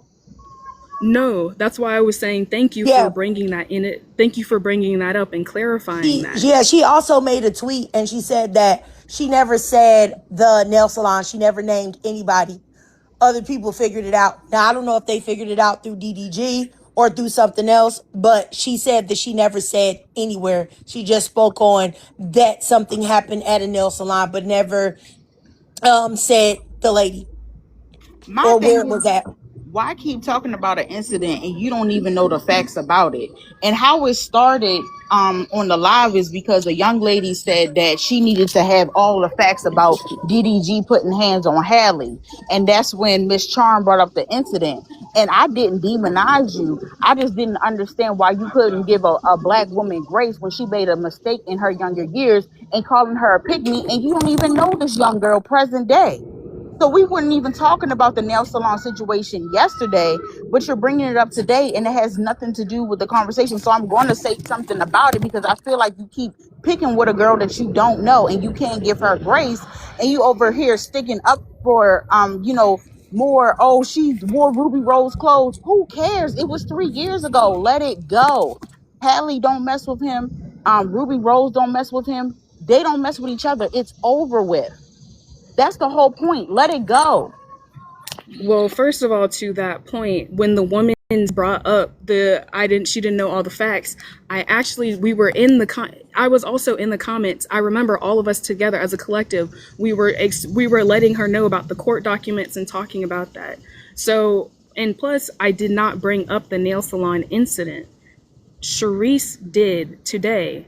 And so you jumped in. She tagged me and asked, and you jumped in. And I was talking to both of you calmly and explaining my perspective. And then you unmuted yourself and brought it to Triggered, who didn't even know what was going on. And you told us to come up. And now that I'm coming up and explaining my side, I'm not sure why you're saying that I'm being attacked, why I'm bringing up old stuff. I did not bring up this nail salon incident. I actually moved on from that. I didn't bring that up at all. Sharice did. No, I didn't. Sharice did. I said today. You said it yourself. You just said that I brought it back up today and that I'm still on it. I didn't even say anything about that. We're talking about the topic in discussion. Cardi B and Lotto. And as for the nail salon, Gabrielle, it was Sharice that brought it up. Go back in the comments and read it. Now you're just all going off of misinformation and just trying to make it seem like I'm harping on something. All Miss Sharice said was that, aren't you the girl who was talking about DVD and Hallie? And I said, yes, she was. She tagged me. What is not clicking? Okay, I'm going to respond to her because that's my friend. I can respond to her. I talk to her all the time. I can respond to her. Did I say that you were wrong for responding? I just said she brought it up. You're all making it seem like I inserted my stuff in the situation. I can talk to her. That is my friend. We're cool. Did I say that I'm going to respond to her. Did I say that you didn't? I said she brought it up today. She brought it up. All right. She brought it up. I think we're kind of at a impasse here. I think that, you guys might not be able to come to a midway point here. So we'll just move over around that about Hallie. At least I was able to tell you some of the stuff that she did, like, moving forward. So maybe, you know what I'm saying, I mean, I like I said, if anybody doesn't like Halle Bailey, I really don't have any skin in the game. I don't know her. But anywho, that's the thing, Miss Trigger. None of us know her. So I'm not sure why you're all going so hard to fight. I'm not even going hard to. Again, I didn't even bring that up. You don't know her. Why you keep calling her a pick me if you don't know her? She is. Why you keep calling her a pick me? You know Cardi B, but you're calling her a pick me. Her actions show that she's a pick me. Getting pregnant by and under my interpretation, Hallie's actions show that she's a pick me. Do you see Hallie getting pregnant again? No. You see her handling business, minding her business ever since that accident. My thing is with you is that you keep judging this girl for a past mistake. You perfect? You never made a mistake before? You perfect? Having the child of a problematic man that's been openly problematic. No. Are you perfect? No, let's go back to what you were saying. I'm addressing your previous question. Don't try to bombard me with questions. I'm going to answer the question. I'm going to do it. But I'm going to stop Tree. And that's my right, Gabrielle, to not like her. And what's wrong with that? Yeah, what is wrong? I don't like Cardi. I don't like Lotto. All right, you guys. And I don't like R. Kelly or Kanye. I think we can just stop right here, honestly. Like this conversation, because I think what it is, and I think it's something that just clicked to me at this exact time. Oh, I love you too, Brown Sugar. I think that it just clicked to me this time. I just think, and I think you already said it, I think you just don't like Halle Bailey. And I think that's your right. You know what I'm saying? And I think that maybe if you had just said that out there and said, hey, I don't like the girl. And you don't have to. You know what I'm saying? I would never like you, Miss Strong. You better like Halle Bailey, or I'm about to pop up in your mirror like Candyman and make you like her. And I'm about to play what is that song they got? Ungodly Hour. You know what I'm saying? Look, this is serious. So let me stop playing. I wouldn't do that. You know what I'm saying? If you don't like her, you don't like her. But I think though, if you had just said that from the beginning, you know what I'm saying? I think that Brown Sugar and maybe also Miss Cerise would have not been trying to tell you like, hey, you know what I'm saying? Well, she did this and she did that. Because if you just say, hey man, something about her vibe I just don't like, then people know that they're not going to be able to convince you, you know what I'm saying, of anything that's going on. So it's like, because I know I just told you about the nail salon stuff, and it just seemed like that didn't really mean nothing because you don't like her. You feel like she's a pick me, and you just feel like the mistake that she made having a baby by DDG is just enough for her to be branded a pick me for life, and you just don't like her. And like I said before, I would never try to tell you that you have to change your mind because you have a right to however you feel. I just think that if you had said at the beginning, I think maybe Miss Brown Sugar would not have been trying to, go so hard to try to get you to see her side of it or whatever, or, how these humanity and that we all make mistakes and all that type of stuff, because it don't matter what mistakes people make. If you don't like somebody, you don't like somebody. Now, Katarina, you said you're triggered. Can you speak up about Miss Cerise defending abusive black men? Where's the energy? Okay, so let me say that. What are y'all talking about? I didn't see none of this. Now, and Katarina, I feel like you've only been in my lives for a couple days. So I don't know you. And I feel like when people just start coming around, and a lot of mess starts happening when certain people start coming around, I feel like some of the energy might not be right. Now, I'm not saying that about Miss Charm because I've seen her before, and I don't, no disrespect, I don't have any problems with Miss Charm. Like I said, really legitimately, I try to be unbiased as possible here. Even if I really like one person or another person because they come around a lot, I still try my best to be, unbiased, a host, and let both of you guys speak. So I can't say anything about Miss Charm because I've seen her here before. But Katarina, I've never seen you before. I think this might be the second time I've ever seen you. So I don't know about this. But like you saying where's the energy? I don't like that. Cause what are you talking about? You don't even know me. So I don't necessarily really like that. Okay, so yeah, Katarina, I think you about to get blocked. Cause you talking about like shut up too. Like, I know you're not talking to me. And see, that's what I'm saying. Like, I'm nice and I try my best to keep it cute until I can't no more. Like, so it's just like, but I'm gonna give you a chance to type in the chat and clarification. You said, yes, you did. You said it at the last thing that you typed. You said, and then Miss Charm replied, yeah.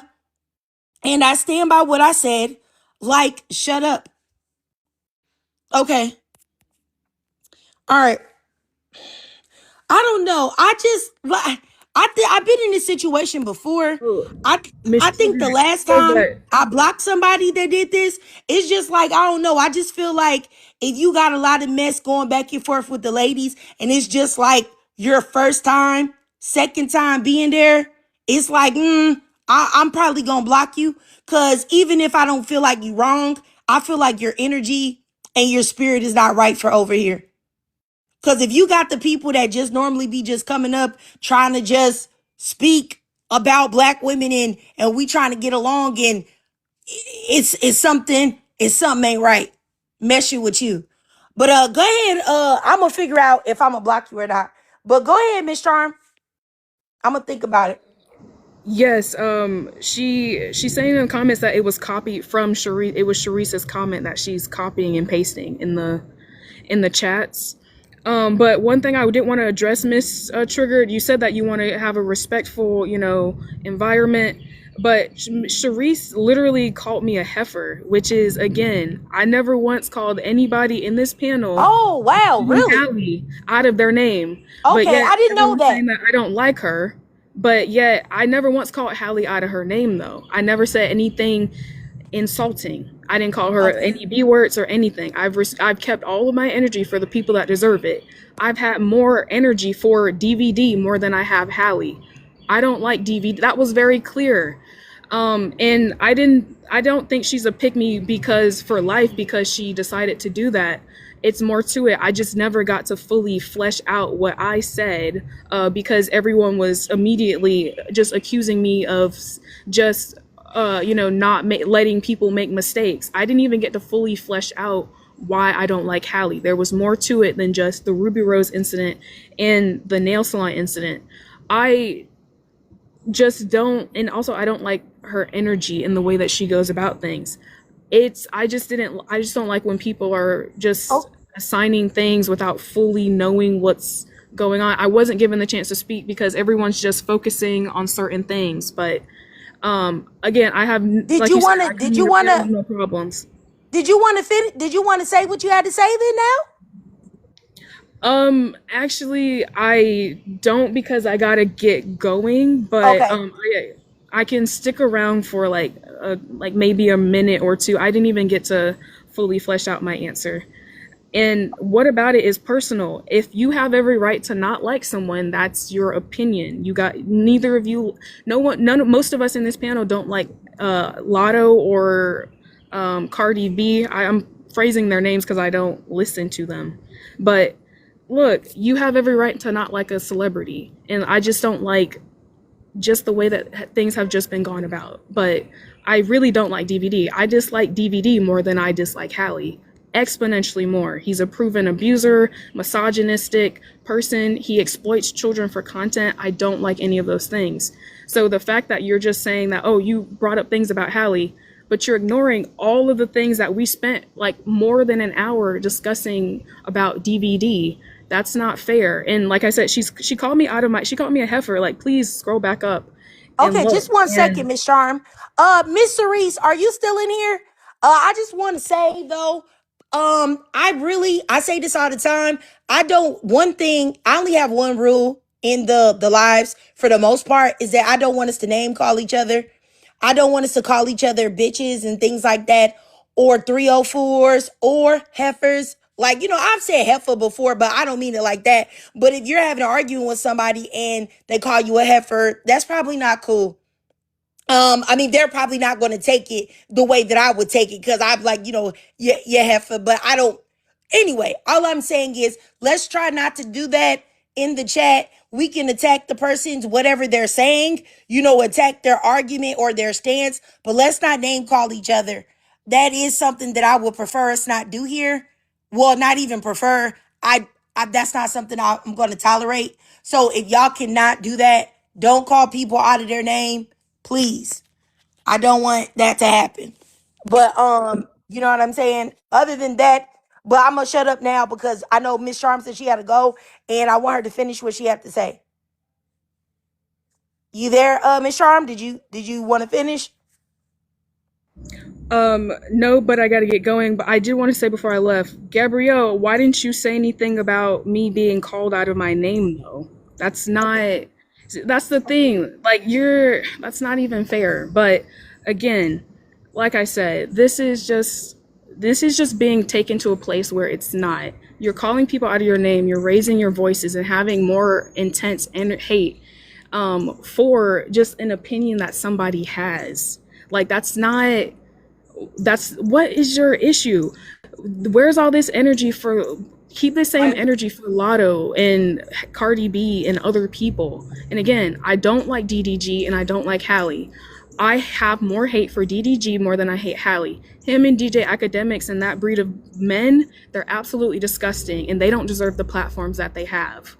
And that's all I'll say about that. I hope everybody has a great weekend.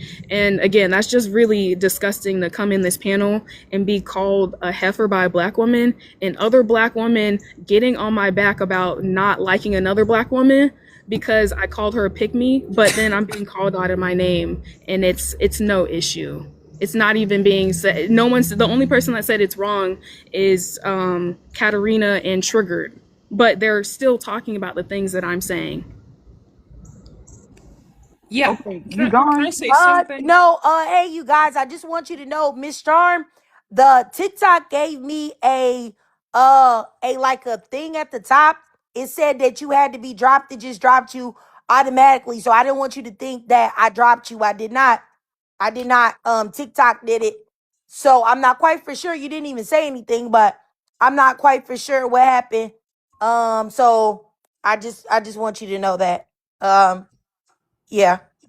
Can I say something really quickly? And then Yeah.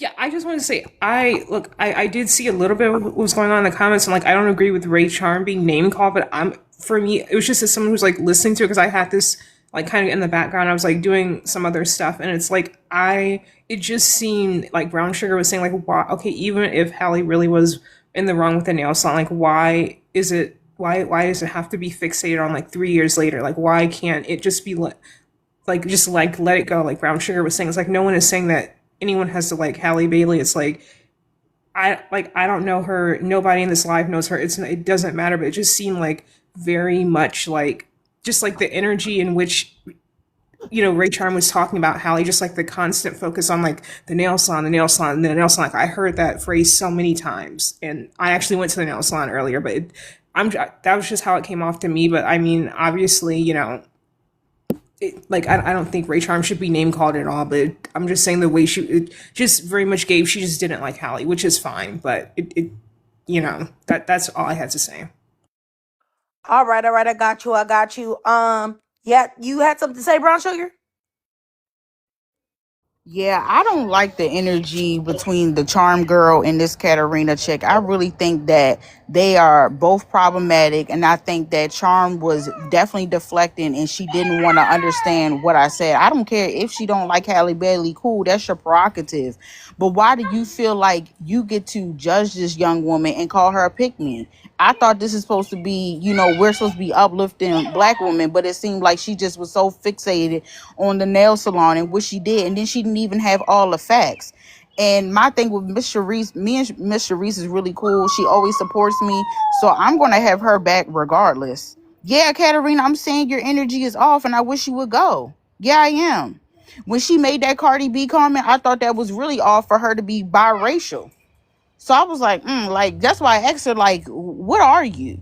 So I just feel like it's weird for them to come in our spaces, and I'm not against biracial women at all. I have a biracial child, but I really think it's weird for you to come in our spaces and say an insensitive joke like that about a black woman's child and then laugh about it. So I mean, I don't know, I just felt the energy was going good until those two came. That's how I feel. Okay, all right. Well, it's difficult for me as a host because I love you ladies, and it's quite a few of you that I see quite often, and we have built up a rapport, dare I say, online friendship. So I I want to choose my words carefully to not offend or alienate anyone. Now, I know that I have seen Miss Charm in here before, and she said things, and I never felt any type of way. The other woman that's here, I this is the second time that she's been here, and I really am trying to like not really make it seem like I'm trying to I'm just trying to debate on whether I should say this. I probably shouldn't. I probably shouldn't. I'm not. I'm just gonna say that I do think though sometimes certain people the energy just may not mesh with the group because honestly, if no, I'm gonna be real because I have to be real. I can't lie. I think the first time I saw Katarina in here, because I think you've been in here maybe 2 or 3 times. I know you're very recent. And the reason why I remember you, because I don't be remembering a lot of people. You had said some things in another live, and I almost blocked you then. And I remember I was like, yeah, I'm going to block her when I end the live. And I was like, her name is Katarina. But then I forgot. And then I saw you in here today, and then all of this stuff happened. And I was like, oh, okay. You know what I'm saying? So I don't know. For me personally, I don't think that you're wrong or anything in what you're saying about any of the other stuff, because I think we all have our own opinions. It's certain things I would say, like if somebody said, hey, R. Kelly's a great person, I would say, yeah, you wrong on that. It's something wrong with you. But if the other things, I feel like it's up in the air. I don't think that there's anything wrong with y'all not liking Halle Bailey or y'all not wanting to give grace to Halle Bailey. I try to give grace to black women. I do. You know what I'm saying? But, I can't expect everybody to do the same. I mean, that's what I want, though. But if that's not what it's going to be, that's not what it's going to be.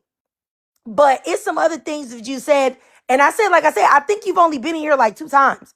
And I kid you not, I'm not just saying this to be on brown sugar side or anything of that nature.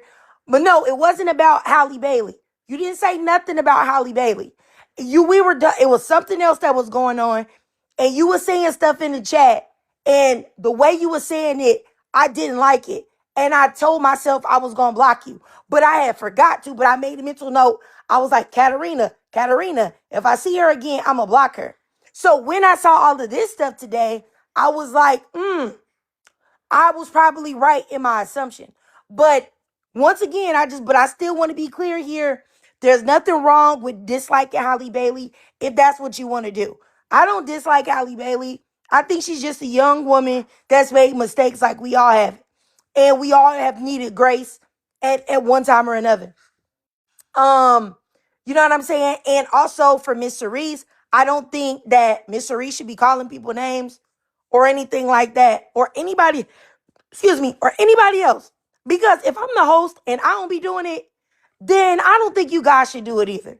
Because I just don't think you guys should do it either. You know what I'm saying? I think we can have a debate and let each other know that we don't like whatever they're saying or whatever's going on without doing that. You know what I'm saying? But other than that, you guys are welcome to share your thoughts and opinions. But I did just want to say that because I did want to be honest, because I do remember you. And I did tell myself that. And I'm really not capping either. I'm telling the honest truth. So I'm gonna figure that out. I'm gonna think about it and then I'll figure it out. Cause I I already wrote your name down now. I think Katarina should be blocked. And this charm girl, she keep going back and forth. She keep adding me. I'm not talking to her. I keep telling her goodbye. She keep going back and forth with me in the comments. So I don't like when people do that. If I say, all right, we done. I don't want to go back and forth with you, and you keep antagonizing me. Now I'm gonna cuss you out, because stop going back and forth with me after I told you chill out. So that's stuff I don't like. I don't like when women do that. Chill out. You already made your point. I made mine. Let's move on. But she keep going back and forth. All right. You guys are grown women, so I'm not really trying to but maybe you guys maybe Miss Charm and Miss Brown Sugar, if y'all could like maybe, just agree to disagree, and just drop it from here, and then maybe start a new the next live, and you guys will be talking about something else at that time. Let's see here. Katarina, you said I don't see how you benefit from defending these abusive black women and their birds. Okay. What? Okay, see that's what are you talking about? Um Now, who's the birds? And I'm confused. Cuz weren't we supposed to say that we're not name calling? Huh? I'm confused because I never defended Nicki Minaj. Now, maybe you could say somebody else did, but I never defended Nicki Minaj. I just said I be skipping her stuff. I can't even listen to it the same. So what? I don't mess with Nicki Minaj. I don't mess with Cardi. And I don't even know. I probably won't be listening to Lotto no more after seeing that orangutan mess that Miss Kimmy put me onto. So, yeah. Anywho, I'm about to just end this live because at this point, I feel like it's just counterproductive because once again, my goal is to only bring black women together, for us to love on each other and uplift each other and empower each other. And, and with a hyper focus on monoracial black women. So, yeah, I just think that this is probably just not beneficial at this time, right now, to continue the conversation. But before I go, Gabrielle, did you have anything to say? Yeah, I know we're about to close out the live, so I'll just be really quick. But I Ray Charm, like she said, that no one addressed her being called out her name, and it's like we did. Like I literally said earlier that she shouldn't be called out her name. It's like you just keep talking about. You're like, oh well, Brown Sugar didn't say it. Why do you need her to say it? Though, like the host said it. This is ultimately the host's live. I said you shouldn't be called out your name. Like why? This is why I said like earlier that your energy was weird and you're like in the comments again saying Brown Sugar didn't say it, but it seems like Brown Sugar doesn't really want to talk to you. So it's like, can you just like let it go? I don't. This is the fixation on the nail salon, the fixation on Brown Sugar. There have been like at least two people in the live who said that you shouldn't be called out your name. So I don't understand what the issue is, but I know the host is getting ready to wrap up, so I'll just leave it at that. All right, all right, all right. Brown Sugar, you had anything to say before we get out of here? Why are you so obsessed with me, girl? I wanna know. It's like nah. But one thing I will say is that black women love each other. Sorry, this is loud motorcycle going by.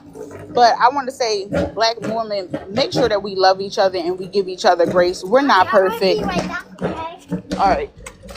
We're not perfect, but as long as we continue to pour in each other and give respect, I understand, and I apologize, Trick, because I did get out of character, but I really don't like it when women judge and point the finger at somebody else like they have all the answers and that they're perfect. And I don't like that for black women. I think that we should give each other grace because the world doesn't give us grace.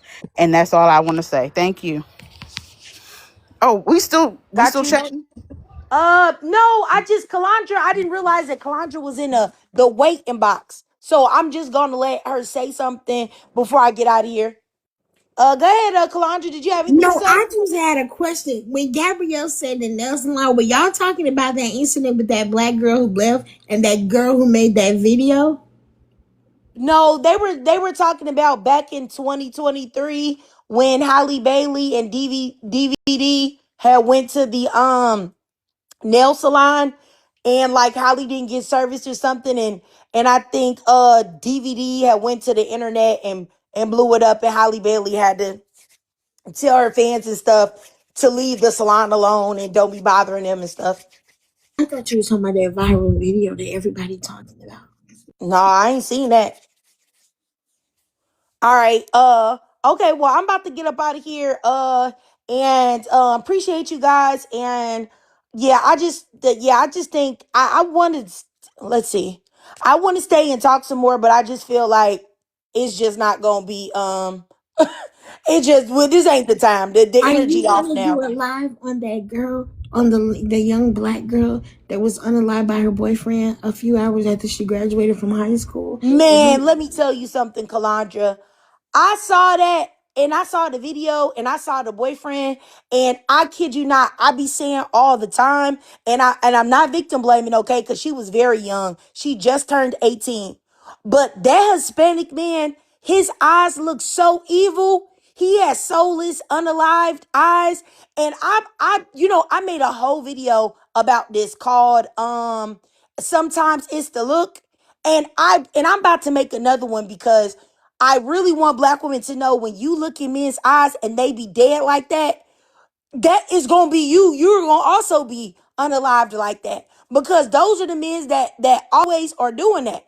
You know what I'm saying? And then it's like he had all of these tattoos all in his neck, all in his face. And I really want women and young girls to stop looking for a certain type of aesthetic. Like when you ask women like, oh, what's their type? Oh, he gotta have locks, tatted up, golds and stuff like that.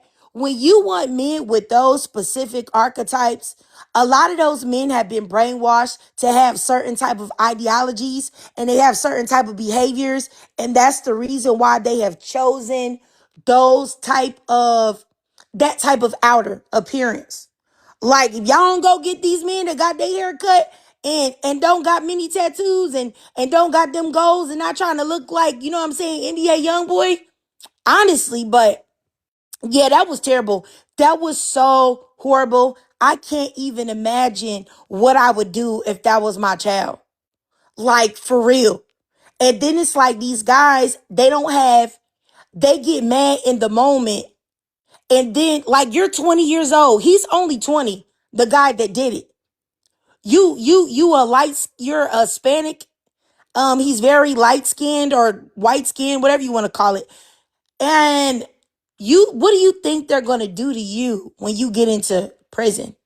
Like, they really about to play with your butt, homie. No disrespect, but that's what's about to happen. They about to play with your butt, and they're going to be playing with your butt now for the next 30, 40 years. And why would you do that? Why would you play yourself like that? It just don't be making no sense just because she broke up with you. Like, it just, I don't know. You could get you another woman, but now you're not getting you nothing. Like, I don't know what be wrong with these men. They be crashing out, and it just don't be making no sense to me. Like, I just, so selfish and so horrible.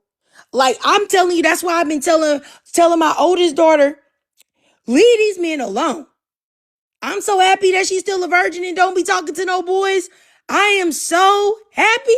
Like, because, these men out here, and I thought men were crazy when I was coming up. They're way more nutty now. Way more nutty. For real. Anywho, just terrible. That's all I can say. Just disgusting. Yeah, it's actually another girl too that just got unalived. She's 24 and she's a young black girl too. And she had a baby. Her baby is 7. And her baby daddy was mad that she broke up with him. So he went, I think she was at the daycare or something, and he pew-pewed her.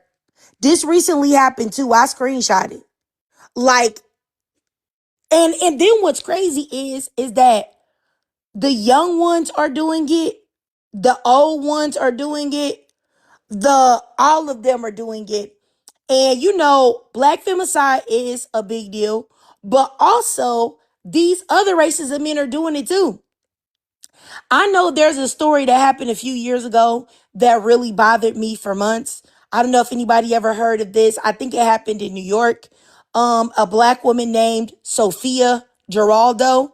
She had a whitey Hispanic husband. He had been beating on her and abusing her, and she was tired of it, and she left him. And he had taken the kids for, like, I guess for, the weekend or whatever. And he told her that he wanted her to come out and get the kids. And when she came out to get the kids from his car, he had an SUV. He took it and ran it into her body. And so he did it with such force that the SUV had flipped over. And then what he did was, he wasn't done. He hopped up out of the car, and his kids were in the car, mind you, with a big pokey and poked her as well. And she's in a coma, and she's been in a coma for the last, I think, 2-3 years. And that's why when black women be like, oh, I'm just gonna get me a bread, I'm just gonna get me a wand, he ain't gonna do that. Like, all of these men are insane. That's why it's so important to vet and look for warning signs. And vetting is not completely foolproof, but if you know what you're looking for, I think you can get a pretty high success rate. But nonetheless, yes, Sophia Geraldo, because she was trying to empower other women to leave abusive relationships. And I saw several videos of her, and she just had such a light in her, and she just seemed so nice and so sweet. Like, have you ever seen those black women that are just like really soft spoken? Like, she was like really soft spoken. And the fact that man would do that, and then he got sentenced, and he was over there doing some fake, oh, I'm so sorry. You're not sorry. You're not sorry at all. It take a real psycho to go and try to unalive your children's mother with your children in the car. But anyway, and just like Sun Tzu said, vet in the beginning and continuously vet throughout. Facts. But anyway, y'all, I'm gonna go ahead and get out of here. I appreciate all of you lovely ladies. Appreciate Gabrielle for coming up. Appreciate Miss Brown Sugar. Appreciate Miss Calandra. Appreciate Miss Annie. I think this is the first time I've ever spoken with you, Miss Annie Ayiti. Hopefully I'm not butchering your name. And also Miss Charm, they came up here as well. I'm gonna forget her. I appreciate all of you ladies that came up, and it's always good to talk to y'all and engage with y'all. Like I said before, I know it was a little messy today, but it's okay. You know what I'm saying? Life isn't perfect, and sometimes we will have, go back and forth with each other and disagreements and arguments and things like that. But as long as we can just be cordial and have the discussions and stuff, everything will be okay. And we'll be able to get through it. The only thing is, like I said before, if you guys could refrain from name calling, because I think that just takes the whole conversation to another level. And then now people really, really get upset. You know what I'm saying? Now people really want to get active. And I don't want you guys to want to do that. So if we could just do that, moving forward. But yeah. But hopefully I did this. I handled this as neutral as possible, hopefully. So I hope, none of y'all are mad. Cause I know I told y'all about what's her name? Dag, bro. So many people be curving me, I be forgetting their names. But y'all remember that one black lady that used to come around? Hey babe, what was that lady name that used to come around a lot? You remember she used to get smart with some of the ladies, but she got mad because I took up for Gabrielle. Zora. Zora, yeah, Zora. I really like Zora a lot. Like, I really did. And her and Gabrielle were having to go back and forth, right? And I felt like she was already trying to pick at Gabrielle because Gabrielle, that was before I knew Gabrielle had it in her to get like a little spicy. So I was like, she just trying to do that because she think Gabrielle not going to say nothing. But she was saying some stuff in the chat and Gabrielle had responded. And so Zora had came up and then, it was supposed to be Gabrielle's turn to talk. And she got mad because I let Gabrielle talk. Like, because Gabrielle was supposed to talk first. It was her turn. It was her turn. And I really like Zora a lot. And that lady did not fuck with me after that at all. She was mad at me and had all of her friends mad at me too. Simply because I just said, hey, you got to let Gabrielle speak first. And that was the end of that. She didn't want to fuck with me no more. So it's just like sometimes, like, if y'all know why I kind of be like tongue tied, because I be like scared. I be like, oh my gosh, are they going to not talk to me no more if I don't handle this correctly? Or if I try to be fair to everybody, are they not going to like me no more? You know what I'm saying? So I just be scared, y'all. Cause I be getting used to y'all being here and I be liking talking to y'all. And then when y'all get mad and then y'all be like, no, I don't want to go around her no more. Then it really hurts my feelings. And like I said, this has happened to me multiple times. I told y'all about Camille. They got mad at me because I said that I wouldn't date a white man. That she got mad at me because of what I said about myself. And I told y'all about Supervillain feeling some type of way about what I said about Nicki Minaj when Nicki Minaj was doing all that MAGA craziness. And just a whole bunch of weird stuff has happened. I told y'all about Proud Black Woman who got mad because I wouldn't be a white male worshiper. Like, I'm not going to do that because she's a male worshiper anyway. She just want to fake like she not. And she's a male worshiper, period. Not just white, all of them. And that's why she follows so many men, because she's a male worshiper. And be letting him on her panels and stuff like that. Anywho, her, it's so many black women that have done this. And I'm a person that really take accountability. I kid you not. It has never been me. I have never did nobody dirty to where I'm like, oh, they shouldn't talk to me no more. I have never done it. And if I ever did something wrong and somebody say, hey, Trig, I think that wasn't cool, I always quickly apologize. My bad. I'm sorry. I didn't mean to do that. Please forgive me. But anyway, all I'm saying is that yes. So if anybody is wonder why I get scared because I don't know if this gonna be it. And y'all gonna like not come around anymore. And I really love you guys coming around. Yes, Calandra. Can I say Yes. one thing, Wait, Trig? I'm sorry. I have a question. Was that before the macaron or after? No, it was after. After. Oh, After. Yes, because that's what I was talking about. Because I was like, this is crazy. What's wrong with this lady? What is wrong with Nicki Minaj? I was like, that's nuts. But go ahead, Brown Sugar, and then I'm really gonna get out of here now, y'all. But go stop. ahead, Brown Sugar. Hey Trig, I just want to say I'm not mad at you. It was the other ladies, but you handled it well. I love you and I respect you. I'm not going anywhere. You have helped me personally in my life. I'm not going anywhere. I'm not upset. I just wanted to say that. Thank you. Thank you. Thank you so much. I feel so much better because, like I said, I'm really not kidding. I really be having anxiety and I really do be scared. S. Whitney, I'll go ahead and pull the trigger on this too. She said something sexually inappropriate to my husband and something that she should have known not to say. And he told me. And I was like, what the f- is wrong with you? And after I asked her about it, she started acting weird too. And it's just like, why would you do that? Why would you say anything of a sexual nature to somebody else's husband or boyfriend or fiance or man or whatever? I would never. Yes, my husband. And he told me, he was like, yeah, that made me feel uncomfortable. I'm like, you should feel uncomfortable because that's crazy. So yeah, like I said before, it don't never be me. Cause like I know that there be like content creators that be like faking it or they do it because they want some money. I definitely ain't doing it for that because I could get money if I started lying. And so I'm not doing that. So clearly I'm not here for the money. I really mean the stuff that I say. I really truly only want the best for every last black woman. I just want y'all to be happy and I want y'all to avoid making some mistakes that I have made that have altered my life. I don't want to see that. If I can stop just one black woman from being in a lot of emotional pain that I was in, that's all I want.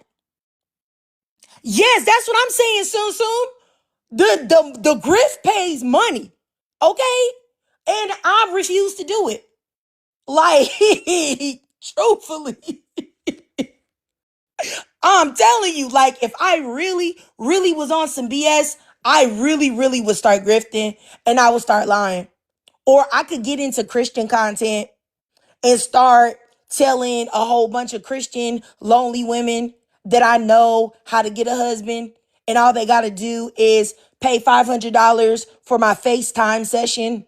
And they're going to find out how to get a husband and then beat down my audience of black women and make them feel like they're nothing and nobody, but they can be somebody only if they listen to me and pay me.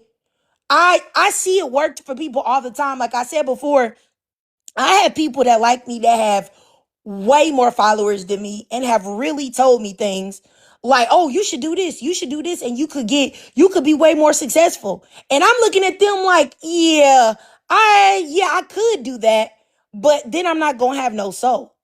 And I can't not have no soul. Like I need my soul intact. Okay? I, I can't do it. I can't do it. I can't do it. I would love to have the money, but I cannot have no money at the expense of black women. I can't do it. But yeah. Anywho, yeah. But okay, y'all, I'm about to get out of here. Exactly, Gabrielle, $3,000 for a 2-hour consultation.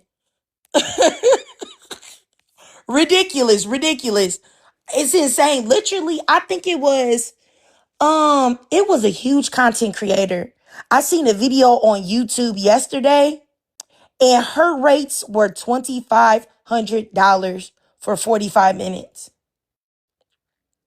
$2,500. for 45 minutes. Hey, how are you doing, Shauna? 2,500. Crazy. Oh, I heard of Sadia Khan, Gabrielle. And I heard I think she might be more than that. Or is she 25? Anyway, y'all, let me stop being messy. All right, y'all. I'll see y'all later. I love y'all and I appreciate y'all and I hope that y'all have a great weekend. I might come back tomorrow, but if I do, it'll be about something else, y'all. All right, I love y'all. See y'all later.